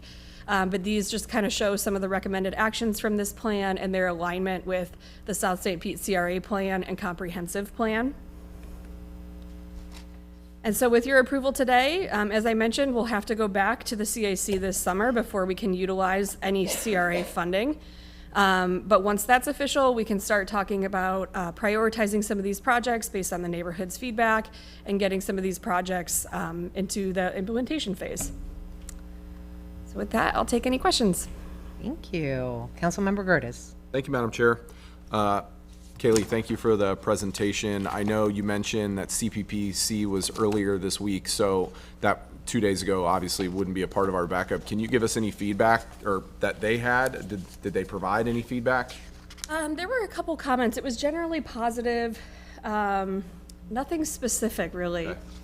I just, obviously, having been on that commission, rely pretty heavily on their feedback, so just wanted to double check. And again, like, I know in the past I've talked about CPPC backup, but it was 2 days ago. I'm not worried about that part. I just was wondering if there was any overarching themes. The really only feedback they provided was that they were happy with the time of resident engagement meetings and that kind of thing. It was more focused on the resident engagement component. Thank you very much. That's actually the only thing I was going to bring up. Thank you very much for seeing the opportunity to re-engage the neighborhood in a different way. when I hear that, I love seeing that. That means we're being nimble enough to make changes in the process that allow us to do that. And so I'm just very thankful for that. But otherwise, very excited to move this forward, and I'll move approval. Second. Thank you. Councilmember Driscoll. Thank you. Thank you for the presentation. Do we have anyone from the neighborhood here at the meeting today? I know it's the middle of the day. Invite them, but I don't think that anyone is doing. Yeah, it's hard. But I know that they will watch this later, and I hope that what they see is a city council and a city staff that fully supports the work that they're doing. This is a neighborhood that the neighborhood association itself has been building for quite some time, and to be able to do this plan is a huge achievement for the neighborhood. I applaud how thoughtful they were as they went about doing this, and I hope that they continue to see support as we start moving through budget and what those capital needs might be, what the funding is that's needed. But there were a lot of things on here that that really don't cost extra money, or maybe just a little bit, that can really make a difference. If you go back to on slide 9, when you did the community engagement summary, the second, 49% of the residents listed safety and crime as one of their top challenges, as one of the neighborhood's top challenges. And then a little bit later, when you talk about solutions, requesting additional park walk and talks, expanding awareness and use of the Eagle Eye program, which is a personal favorite of mine, has the police department, has the CSO, and the others, you know, in the District 1 realm, have they stepped up and said, we can help with this part? My point is, there are things that we can start doing right now, and they don't have to wait for the next budget year or anything like that. I mean, and I'm just using, I'm using PD as a great example, because they're always there and engaged, including our wonderful Chief Holloway. Thank you were seen, Chief. While Chief Holloway is coming up, Councilmember, I will just mention that I happen to have been on a number of emails before Kaylee's tenure with the Neighborhood Association and their CSO, as well as others in the police department. And so I know they've been very engaged. And they've even come to some breakfasts with the mayor that Chief and his representatives participated in around violence and talked about solutions. So I know that they're a part of the solution, but since Chief is here, I'll let him speak to it. Yeah, hi Chief, thank you so much for being here. I'll just continue add on what Director Foster said. Yeah, we'll be more than happy to engage with more park walk and talks. And again, the CSOs are out there, and we'll make sure that we continue to do those. The Eagle Eye program, the initiative that you started, continues to grow. And as we have more contracts with one of our vendors, we're going to be introducing more where we can look at more camera footage when the people give us access to those. Oh, that's great. That's great. I know that's been a big part of solving some of the crimes that have happened throughout different neighborhoods. And you can combine the two, like we've done in some of the other neighborhoods in my district, I'm sure elsewhere too, where you have sort of a community park walk and talk with residents. And we have those eagle-eyed info door hangers. So it's a canvassing with the police and the residents together. So it's like a special edition PWT. Sure, I'll check with the district commander today and see where we are with that, make sure we increase more. Yeah, and if you do something, I always love joining in if I can. So I'd love to do that. I just know from talking to some of the residents that public safety and just feeling safe when you're in your neighborhood is extremely important. And you've got the best people right there in that area working on that and engaging with the community, and I appreciate that so much. Thank you, Ben. Okay, so Didn't the 13th Street Heights Neighborhood Association win one of the Mayor's Neighborhood Awards this year? They did. I believe they were Neighborhood of the Year. Yes. And we hadn't even approved this yet. So look, I mean, overachievers. It's just fantastic, and I'm so proud. And their president is the vice president of Kona this year. I mean, they've just got it going on, right? They've been great to work with. Yeah, and they say the same about you. And I wanted to take a moment to thank you for all of the work that you're doing with our neighborhoods. I'm hearing nothing but positive, just extremely positive feedback on the work that you're doing with our neighborhoods. So thank you. Thank you. All right, thank you, Chair. Thank you. Councilmember Givens. Thank you, Chair, and thank you so much for all your hard work on this, Kaylee. I appreciate it. I think Councilmember Driscoll was looking at my notes, excuse me. One of the things that I was going to bring up was code enforcement and then also police, because again, I think there's ways for us to work together. How do we work smarter, not harder? So I want to talk specifically about Silver Lake Park. Because I know that's a perfect public gathering place, and they can do more there than what they're doing, but a lot of complaints have arisen as far as the conditions of the park, safety concerns, that sort of thing. So I see that was one of the number 2 strengths that was listed in the presentation, was their parks. So how do we plan beyond just beautification to make that park a place where this neighborhood can start hosting more public gatherings? Yeah, the neighborhood did say they think some lighting, additional lighting in the park would go a long way towards the safety concerns. And then just having like the additional police presence in the neighborhood, I think would be helpful. But no other specific suggestions.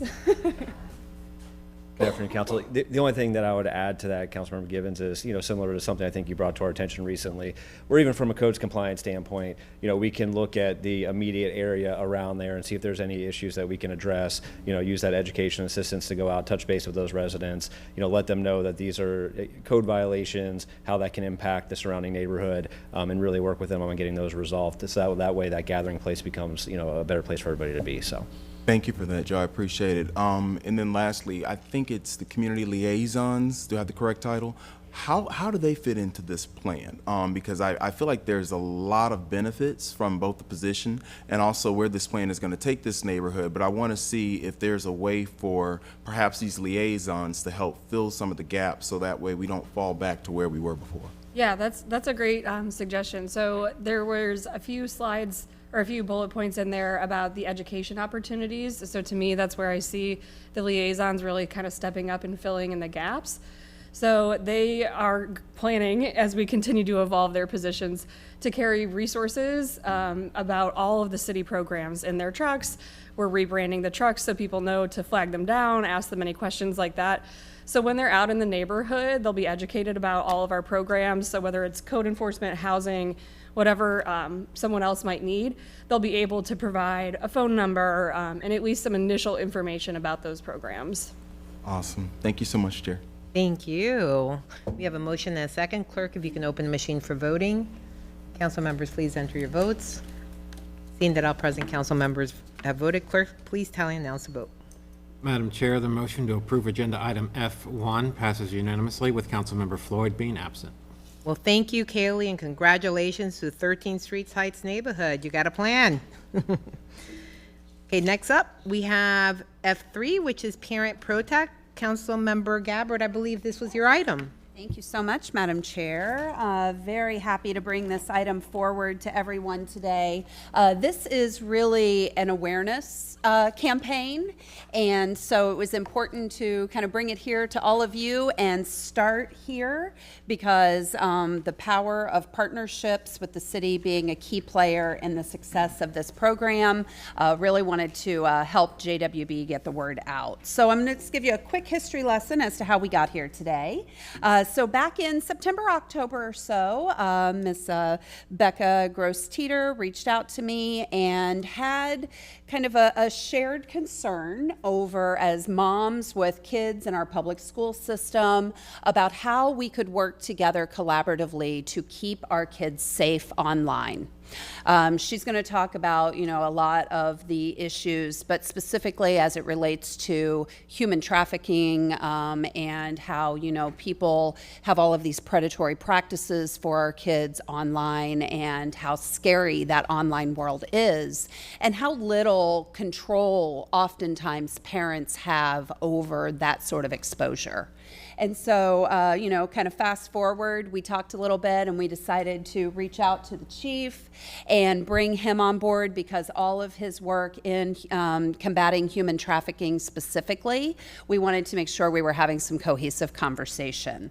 Fast forward to where we are today. In a very short period of time, the JWB was able to partner and bring forward this program, which they have rolled out to our public schools. And I want to recognize that in the audience today, we do have a couple, I think one member at least of the Juvenile Welfare Board. And also we're joined by the St. Pete Chamber because the business community is a very important partner in this as well.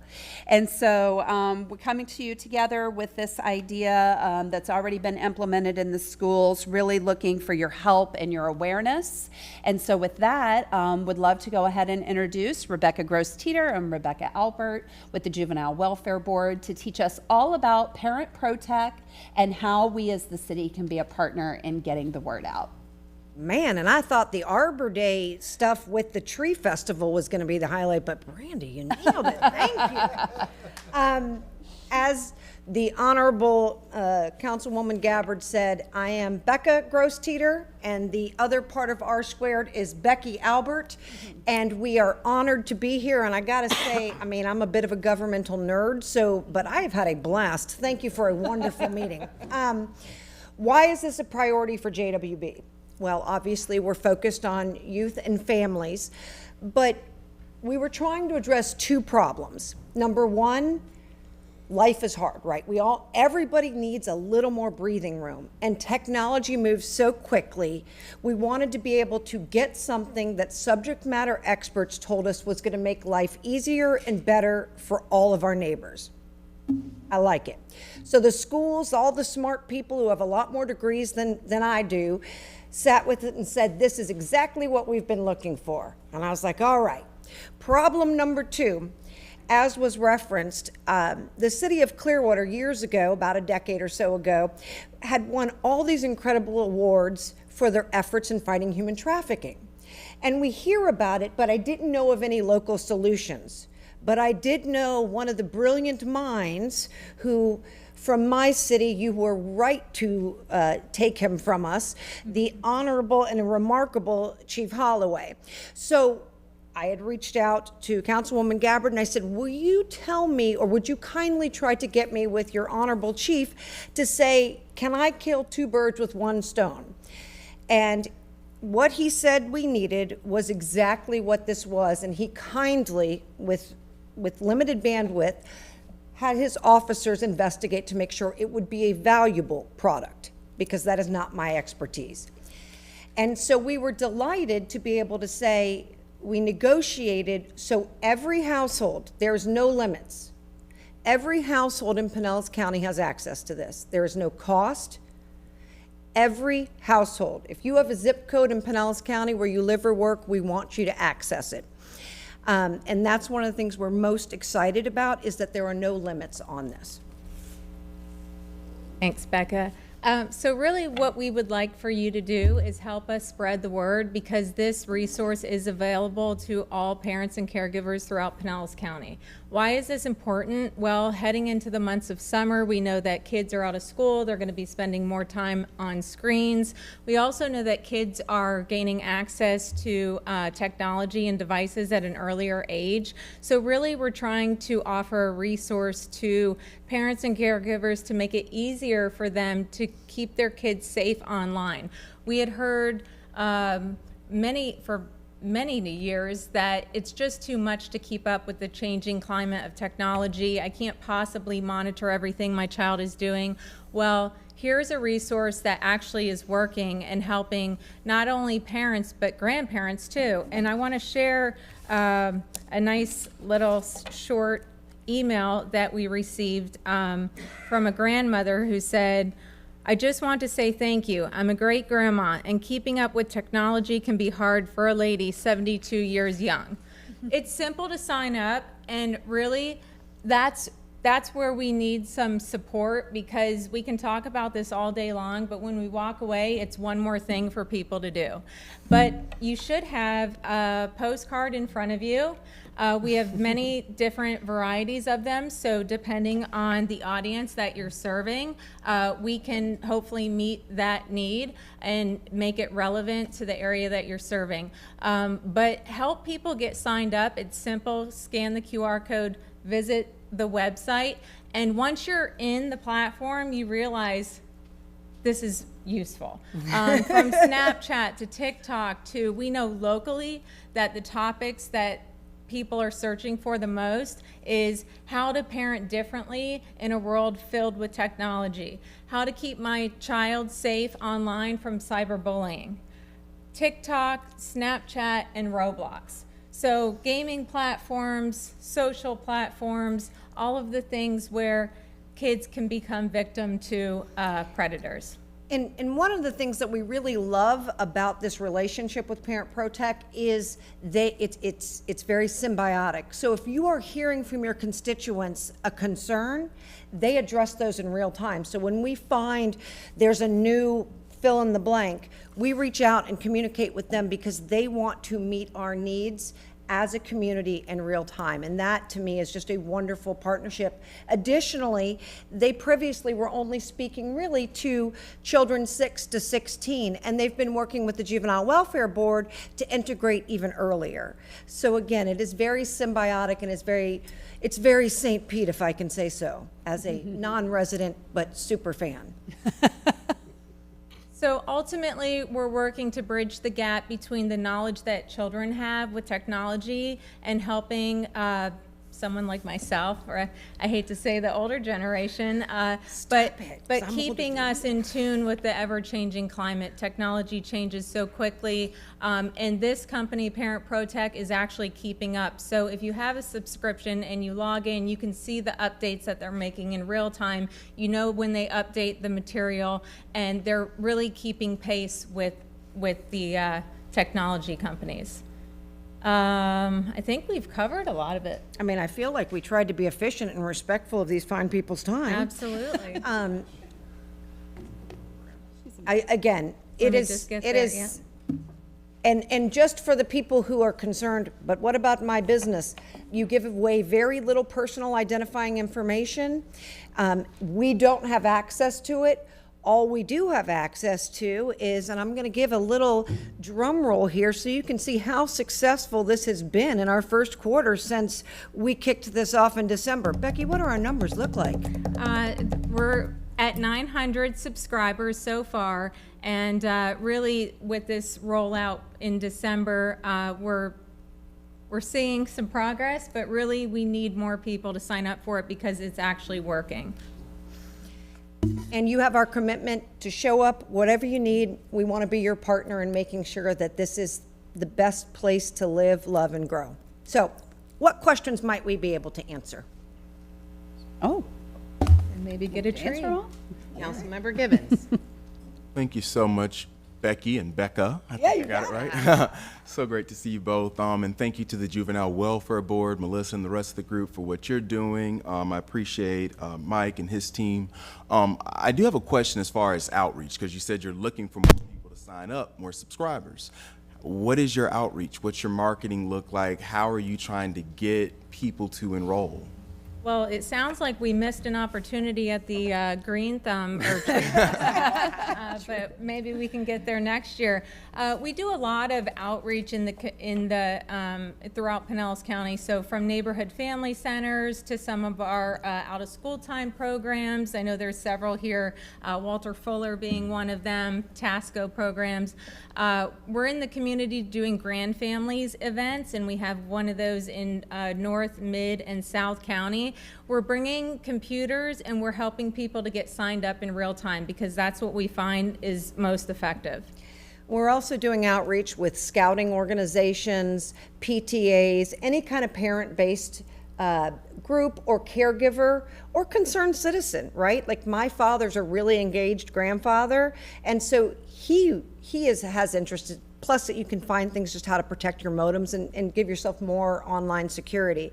But Becky is really the brains in this operation, and she oversees our Children's Mental Health Initiative. And just to give scope, how many events did y'all have last year? Oh, you're putting me on the spot. I don't have the number in front of me, but we had close to 300, but that's, in conjunction with our partners. But we try to make all of these things available because the Juvenile Welfare Board is truly a benefit of residency in Pinellas County. Thank you, sir. Thank you for that. I appreciate it. And in each of us, we have newsletters and other streams and methods to connect with constituents in St. Pete. So I certainly hope others will do what I'm going to do, which is share this with our neighborhood associations. I'm even thinking about, you have groups like Family Support Services, the Children Home Network, even the Junior League, and these groups, they focus specifically on educating parents, with technology continuously transforming the way that it is, it's hard to stay in the loop and up to speed with things as it progresses. So thank you all so much for making sure that our children remain safe. Thank you so much. Thank you, Chair. Thank you. Councilmember Gertis. Thank you very much, Chair. Thank you very much for the presentation and all the work. I was able to get, and Councilmember Gabbard, thank you for bringing this forward. I was able to get a little bit of a sneak peek the week before Parent ProTech was announced. And so I just want to say, just from being the father of a 8-year-old and a 7-year-old, this is certainly a gap that needed to be filled. My wife constantly asks me, how do we fix X, Y, Z in our kids on iPads and televisions in a world that are completely connected pretty much at all times? And, you're always very hypersensitive to what they're trying to do and what they're trying to accomplish, and frankly, what somebody else is trying to accomplish when your kids are online. And so we are constant Googlers of how to figure that out. And so this gave us the opportunity for one place to try to help navigate that. So I just wanted to say thank you from me, because we certainly experience this all the time. And I know at the end of it all, when my kids get through this learning how to deal with technology and all this, I know this will have helped us navigate that. So thank you so much. Thanks, Madam Chair. Thank you. Councilmember Gabbard. Thank you, Madam Chair, and thank you for the presentation, and thank you for your passion for our children. Very, very important. And as a parent, just thank you for continuing to bring resources and guidance so that, we can really protect our kids, because at the end of the day, that's our shared mission, right? And so we are coming up on summer. We are coming up on that time of year, as you mentioned, kids and, more screen time. But it also gives us an opportunity because we have a lot more kids engaged with our rec centers. So I wanted to ask the administration, is it possible, if JWB gets us enough of these, that these could go into all of our rec centers where we have summer programming? Because this would be a really great way to get this information in front of those parents. My child has since aged out of our summer programming, but I know, in those summer months, I relied a lot on our rec centers for information, activities. So if we could get enough of these, could we get these all in the rec centers this summer? Yeah, we'd certainly be happy to do that. Let me Yeah. talk to the team, the communications team, just make sure that there's Yeah. no issues with that. But Perfect. That would be fantastic. Okay, great. Thank you. And yeah. And if you'd care for them in a digital format, or if with the City of St. Petersburg's logo, because we're proud to be able to work with y'all, we will life is our favorite team sport, so let us know how we can, Yes, can be of digital service. format, if you could send all of that, that would be fantastic, because to Councilmember Gibbons' point, we all have newsletters, and the easier we can drop that stuff into our newsletters, the better off. The last thing, Madam Chair, is, I don't want to put you on the spot, Chief, but you were instrumental in all of this, and so I wanted to ask if you had anything that you wanted to add, because I don't know that this would have taken off without you, so. Well, first of all, I want to thank you for getting it together and thank these ladies behind, because again, once we came forward, we introduced it to the other police chiefs and the sheriffs, and as they said, we did a kickoff to this program. Just so you're aware, and the council is very supportive of, we still here at St. Petersburg average somewhere between 9 to 10 hits a week of child predators online. We have a unit dedicated just toward that called ICAT, Internet Crimes Against Children, and those detectives work on this all the time. This program, I told them, I'm not sure. That's why I asked the experts to take a look at it. This program is only going to work if parents get involved. Councilmember Gertz, I love what you said. If we were to get parents to take the time to look and see what their kids are doing, we could solve this problem. We don't let strangers into our home, but when you get this technology, you let strangers into your home every 5 seconds. So please be a parent, look at it. I'm sorry I'm preaching to you, but again, this was the best part of it, getting this program. Like I said, I wasn't really sure it was going to work, but after seeing it and talking to the other police chief, if parents sign up and get it to go, it will work. So thank you. Thank you, Chief. Thank you, Madam Chair. So first of all, thank you both for what you're doing, and for JWB. Melissa, thank you for taking the time out of your day to come here as a board member representing JWB. And thank you for the support of the city of St. Petersburg, because we also, there are programs that we have that are supported by JWB. I sit on the Shirley Proctor Puller Foundation also, and you also support Shirley Proctor Puller. So you do so much great work, and this is fantastic. In another life, I was a prosecutor. I did child crimes. This was 16 years ago, this was happening. And I had a case where it was to catch a predator thing, where the police took over the computer because a child had made a relationship. And the number one threat online is online predators and the grooming that happens.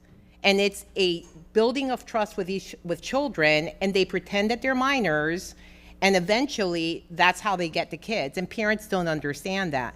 And if that risk was there 16 years ago, I think it was an eye touch.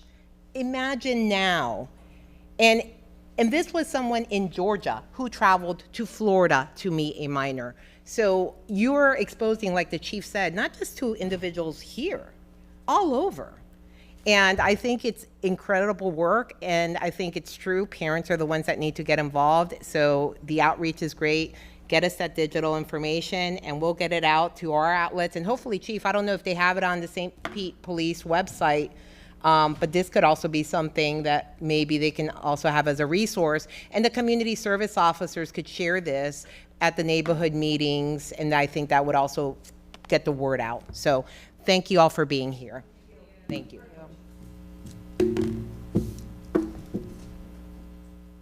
Thank you, Chief. Thank you, Chief. Next up, we have F4. This was an item that I pulled for good news. This is the construction that's going to be happening on Beach Drive and North Shore Drive Northeast. It's going to be a huge water main replacement project, and part of the reason I pulled it is because the area, as you will see, is a very heavily trafficked area. A lot of people are going to be affected, and we may start getting calls, and it's important for everyone to know what's happening with this project. So thank you, Brajesh, for being here. Good day, Council Chair and City Council, Brajesh Freeman, Engineering Capital Improvements Department, and thank you for making the time to attend these meetings. Your support in these meetings was astronomical with the amount of questions we were getting from the residents. And also thank you for bringing this forward as well. So this is such a major project for us because this is really a network. The Old Northeast and the entire water system is a network, interconnected, but the entire network feeds Old Northeast, and even within that community dates back to the 1950s and 1960s. So it's a mix of PVC, cast iron, and galvanized pipe, which at this point, due to its age and the environment which it's been exposed to, may be corrosive, may have resulted in corrosion, but also the pipes are approaching the end of their service life and in need of replacement. So this project is a continued commitment by the city for improving and replacing aging infrastructure. And this project is obviously located within the Old Northeast Neighborhood Association. This project will replace approximately 14,000 linear feet of pipe, 6-inch and 8-inch water main within the community itself. While the engineering department is administering the project, we did conduct 2 public meetings, and we did have a decent turnout from residents, which we were grateful for. And we also did facilitate quite a bit of feedback through our questions and our website, as well as the telephone numbers. Now, this is the general location of the project. I am not really going to go into detail on this because we do have a project website that is gathering information and any feedback on the project itself. But as the council chair mentioned, it is along a major roadway section, which leads towards, and I'll touch a little bit on before I get into it, but really the project goals and the objectives. Improving water service reliability, capacity, and the operational efficiency of the system, while reducing the loss and risk of water main breaks or failures or service interruptions. Improving the fire service protection and maintaining that quality of drinking water supply. So what can we expect during construction? To be honest, the road in these sections are about 40 feet from curb to curb. 40 feet with major construction equipment, backhoes, it will have operational impact. So during the day, we expect construction between 7 a.m. to 5 p.m. 7 a.m. really is where the contract is going to start staging. We don't anticipate lane closures at that time. We try to keep our lane closures to after the rush hour traffic and reopen lanes before the rush hour traffic. But again, this is just where residents may hear the beeping of the trucks because they're staging, they're getting ready to start working because we want them to start as soon as that rush hour is done. So there will be heavy equipment within the right-of-way during construction. We do not anticipate any service interruptions. Typically, water mains are constructed by constructing the new line, then we clean it, disinfect it, test it, get our clearances through our water department and then the Department of Health, DEP, before we can actually put in the service connections. So again, we build a new line parallel to the existing line where all the service connections will be. We have everything up to the point of the private property. We clean, disinfect, test everything. Once it clears, then we sequence our tie-ins and switch off from the old line to the new line, usually during times of low service or at times at night where there's low operational need. Those tie-ins come in very quickly. Usually it's not something that the residents could even tell that we just did that quick tie off. Usually they'll probably, when they switch it on, they'll just get a little water hammer, but nothing significant. Now, the contractor will employ dust control measures during construction, and physical construction is expected to begin next month. Now, activities will primarily take place within the right-of-way. However, there will be times that we'll have to coordinate with a private property owner, and if we do have to do any work on the private property, we will coordinate any temporary construction easements if needed. Public access will be maintained at all times. Now, I just want to make it clear, we will have lane closures, which is different from public access. So there'll be pedestrian access. There may be some points we'll have to reduce lanes or shut lanes down during construction, not only for the worker safety, but for the general safety of the public. Public property owners and residents will be notified during construction and advance notice for service connections. So what does that mean? Typically, once we award the contract, we notify everyone within the corridor. This project is coming up. Now, once we do the pre-construction meeting with the contractor and we set that date, you're going to start work on this day, on this block. I'm going to treat this circle as the block. They're starting on this end, of the block, you get notices 7 days ahead of when we come to your block to start work. So they're constantly moving that way. So as we clear each segment, by the time we get down to Councilmember Driscoll, she may not get notice yet because we are not at that block, the 7-day notice. She got the notice that this project is coming, but she hasn't gotten the 7-day notice. So as I'm moving down each block section, 7 days in advance, you get that notice that we're going to be in the front of your block working. And that's how we continue on. Now, the other element as it relates to the construction sequencing on this, and I want to go to this section to really show you all, is it's a long section of roadway. It's not beneficial for us to finish these 2 blocks and then come and pave it, then do the next 2 blocks and come and pave it. Because we're going to do the entire majority of the line and test it and put it before we put it in operation. We do not want to pave the road before we get the clearances from FDEP and the pressure testing that everything's good. Then we come back and pave the road. And when we pave it, we'll pave that entire section at one time.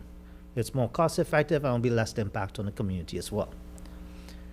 So as we get started on construction, there will be lane shifts during construction. As I mentioned, most of this roadway section is about 40 feet in width. So it's not that wide when you really think about bringing a backhoe, a dump truck, staging pipe, and all that equipment. So as we start construction, we will do temporary closures. And again, we will coordinate that with the residents. During the day, we'll close a section. At night, it'll be reopened. All this has been discussed in the public meetings, and we've also coordinated with some of the major entities along the corridor, meaning some of the condos associations or some of the other type of facilities along the Vinoy and other multi-family or multi-residential units. So that way we have the specific points of contact that we need to coordinate with during construction. Now, this is the general information as far as what the public can reach out if they have any questions, but to the general public, they will be getting a notification letter once we award the contract. And that letter will have the city's point of contact that they can reach out to if they have any questions. On top of this, 7 days before construction, they'll have a door hanger which has that point of contact again. So thank you for this. This is going to be a very impactful project. These smaller projects, these projects within these smaller blocks and neighborhoods is always much more challenging. Thank you. I'll take any questions. Thank you. Well, I appreciate all the information you gave. I attended the meetings and they were well attended, and you have representatives also from the Vinoy and other businesses that are going to be affected. So your team did a great job. You did a great job, Rajesh, at handling the questions and also easing people's concerns about some of the impacts that they're going to have. So I'm glad that this is going forward. It's been many years. So with that, I'll entertain a motion. Move approval. Second. We have a motion and a second. Clerk, if you can open the machine for voting. Council members, please enter your votes. Seeing that all present council members have voted, clerk, please tally and announce the vote. Madam Chair, the motion to approve agenda item F4 passes unanimously with Councilmember Floyd being absent. Thank you. Next up, we have F5, and it's yours also, Rajesh. Thank you, Council Chair and council members. I'm here to give a update, and before I get started, I'll ask Councilmember Harding if there's anything, do you want to share about the project before I get started? No, sir. I think you understand it about 100% better than me. I know. I'd go to 101 if I can. Thank you for your time with this. No, I think council member is being very polite in the fact of the amount of time he's actually committed in understanding this project and also in supporting us in the public engagement processes, which we are grateful for. So that's really one of the first things I'll get started on, is that we've done a public meeting back in March 4, 2026 on this project, and it was, I would have liked to see a little bit more people there, but I think we'll continue our engagement process. This element, and this I think is one of the big benefits of alternative project delivery. So the project is approaching 60% design, and this GMP that we're bringing to you all today is really for those long lead items, the generators, the pumps, the box culverts, the HDPE pipes, the fittings, things that we know we are going to put in that's not going to change. By example, the pumps that are going to go into this pump station, each one of those pumps is about 10 feet tall. So the pumps are actually bigger than the pumps in the lift station 85 on capacity and size-wise. So this gives us the ability to maximize the ability, because this project is grant funded, so we can advance these purchases to use the grant funding as quickly as possible, and then also get the ability of leveraging tax savings through the owner direct purchases. While this is being done and we put in these orders, we're also working on the 60% design, which just completed, and we're moving towards 90% and permitting. So we could complete the design while these elements are being ordered, developed, manufactured, and being shipped to the site. By summer of 2026, we'll then be putting out the utility adjustment package for all the water lines, all the reclaim lines, or sanitary sewer lines that have to be adjusted within the project limits. And then following quickly with the GMP for the actual construction, at which point we will then start receiving all these long lead items that we've ordered. So that's how we can shave some time on the front end of these contracts, leverage tax savings, but also utilize the grant funding as part of it.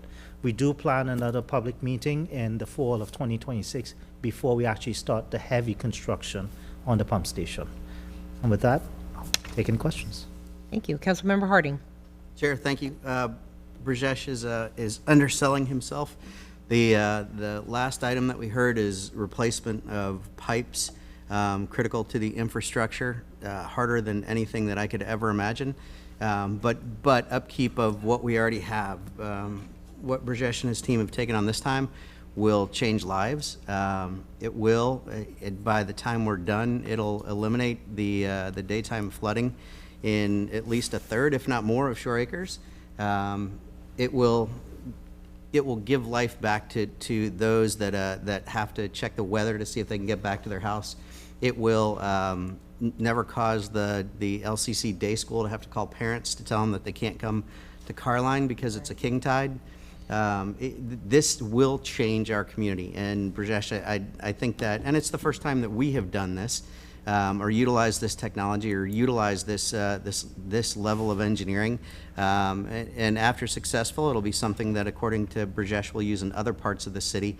But this one is different. This one isn't bringing us up to code. This one isn't replacing stuff that we have. This isn't re-engineering and making a system work better. This is literally changing the lives of folks who live in our community, because Mother Nature decided to act in a different way, which she will whenever she chooses to do. So I cannot thank you enough. My gratitude is underscored by how impressed I am with you and your team and what the city is capable of. So thank you very much, Brajesh, and with that, I move approval. Second. I have a motion and a second. Clerk, if you can open the machine for voting. Council members, please enter your votes. Seeing that all present council members have voted, clerk, please tally and announce the vote. Madam Chair, the motion to approve agenda item F5 passes unanimously. Thank you. Thank you, Brajesh, for joining us and giving us all this great news. Thank you for the support. Thank you all. Thank you. Next up, we have F2, Advanced Metering Infrastructure Update. Hi, Claude. Council Chair, Council, good morning, good afternoon, sorry about that. Noon. So yes, as promised at the last council meeting, we come with an update on the AMI process. We posted yesterday the notice for the public to see that we have received this unsolicited proposal, and to invite others who may want to submit their own proposal to do so within a 30-day period. And so we've kicked that off as of yesterday. Okay. Well, that's great news. I think that was what we wanted to hear. Yep. So it doesn't seem like anyone has any questions for you, so I'm glad that we got this done. Thank you so much. Thank you, madam. Okay. Next up, we have new business, G1, referral to HERS. Councilmember Gabbard. Thank you, Madam Chair. Let me flip my page real quick, past my Post-it notes. Hold on one second. All right. So, before you, you have respectfully requesting a referral to the Health, Energy, Resilience, and Sustainability Committee or other relevant committee for a presentation and discussion regarding the impact of House Bill 1217 on the Integrated Sustainability Action Plan. And I'll move approval, but I do want to give just a little bit of context. So this is what is affectionately known as the Net Zero Bill. And while this has not been signed by the governor yet, we do anticipate that it will be. And as a member of the Tampa Bay Regional Planning Council, this is something that they're looking very closely at. We received an update from their legal counsel at our Monday meeting, specific to really all of the work that the Planning Council does around resiliency, some grants that they have gotten from the federal government on net zero, and just knowing our ISAP plans so well, I know that there will be implications to the work that we are doing, some of our goals around purchasing electric vehicles and things like that. And so I think that, you know, even though it hasn't been signed yet, it's important to go ahead and get this in the hopper so that our team can go ahead and start looking at all of the implications from this massive preemption bill. So with that, I move approval. Second. We have a motion and a second. Clerk, if you can open the machine for voting. Council members, please enter your votes. Seeing that all present council members have voted, clerk, please tally and announce the vote. Madam Chair, the motion to approve agenda item G1 passes unanimously with Councilmember Floyd being absent. Thank you. Next up, we have G2, Councilmember Gabbard. Thank you, Madam Chair. This is respectfully requesting City Council approval of a resolution that is attached supporting the development of the Water Resources Development Act and urging Congress to include dredging of canals in St. Petersburg for flood mitigation in the WRDA. And you do have a resolution here before you that we worked on with our legal team. I believe Jane is here if we have any questions for legal. And really, I just want to speak to the residents of District 2 and thank them for their continued advocacy. Since the storms of 2024, you have all heard me talk about the need for dredging of our canals. This is something that you all approved some initial funding some time back for us to start laying the groundwork. Unfortunately, we need our federal partners to help us with this. And, you know, that is a massive undertaking, specifically Army Corps of Engineers, and the list goes on as to kind of the steps we have to go through. So this being one that I think is important to kind of helping us show our support as a city towards this need. And I think even District 1, there's some issues with dredging out there, maybe also in District 3, District 5, District 6, across the city, really. And we cannot do this work alone. We need our federal partners to help us with this. And so I am urging that we pass this resolution today. So with that, I move approval. Second. We have a motion and a second. Clerk, if you can open the machine for voting. Council members, please enter your votes. Seeing that all present council members, big stand. Councilmember. I've got a question, I'm sorry. Oh, there you go, you're good. Seeing that all present council members have voted, clerk, please tally and announce the vote. Madam Chair, the motion to approve agenda item G2 passes unanimously with Councilmember Floyd being absent. Thank you. Next up, we have council committee reports. We have H1, the April 9th, 2026 HLUT action item, and on behalf of Vice Chair Floyd, Committee Vice Chair Harding is going to present that. Thank you, Chair. Respectfully requesting the administration move forward with a scope of work for Phase 2 of ULI Tampa Bay study of the historic gas plant site within the next 2 weeks and provide an email update to City Council. Councilmember Gabbard. Thank you. So I wanted to ask the administration, we're a week past when this was passed at HOUT. We're now a week away from when we wanted this to be moved forward. So can you just give us a quick update as we approve this item today?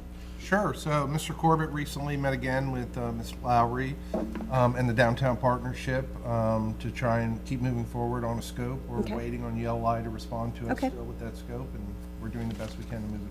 Very good. I'll expect to probably speak with them for an update myself since I'm the one working on this item. So I'll continue to urge them to get back to you as well. Okay, thank you. Thank you, Madam Chair, and I move approval. Oh, was there already, would you move that as the one? Okay, because I was going to second if you already did it, so yes, I move approval. Okay, Councilmember Gertis. Thank you, Madam Chair.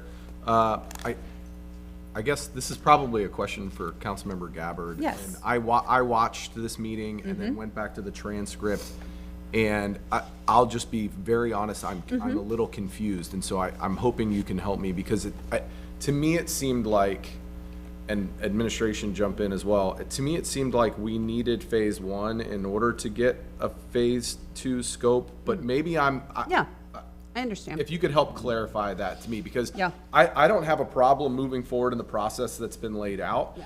but I don't want to leave things out in phase 2. Yes.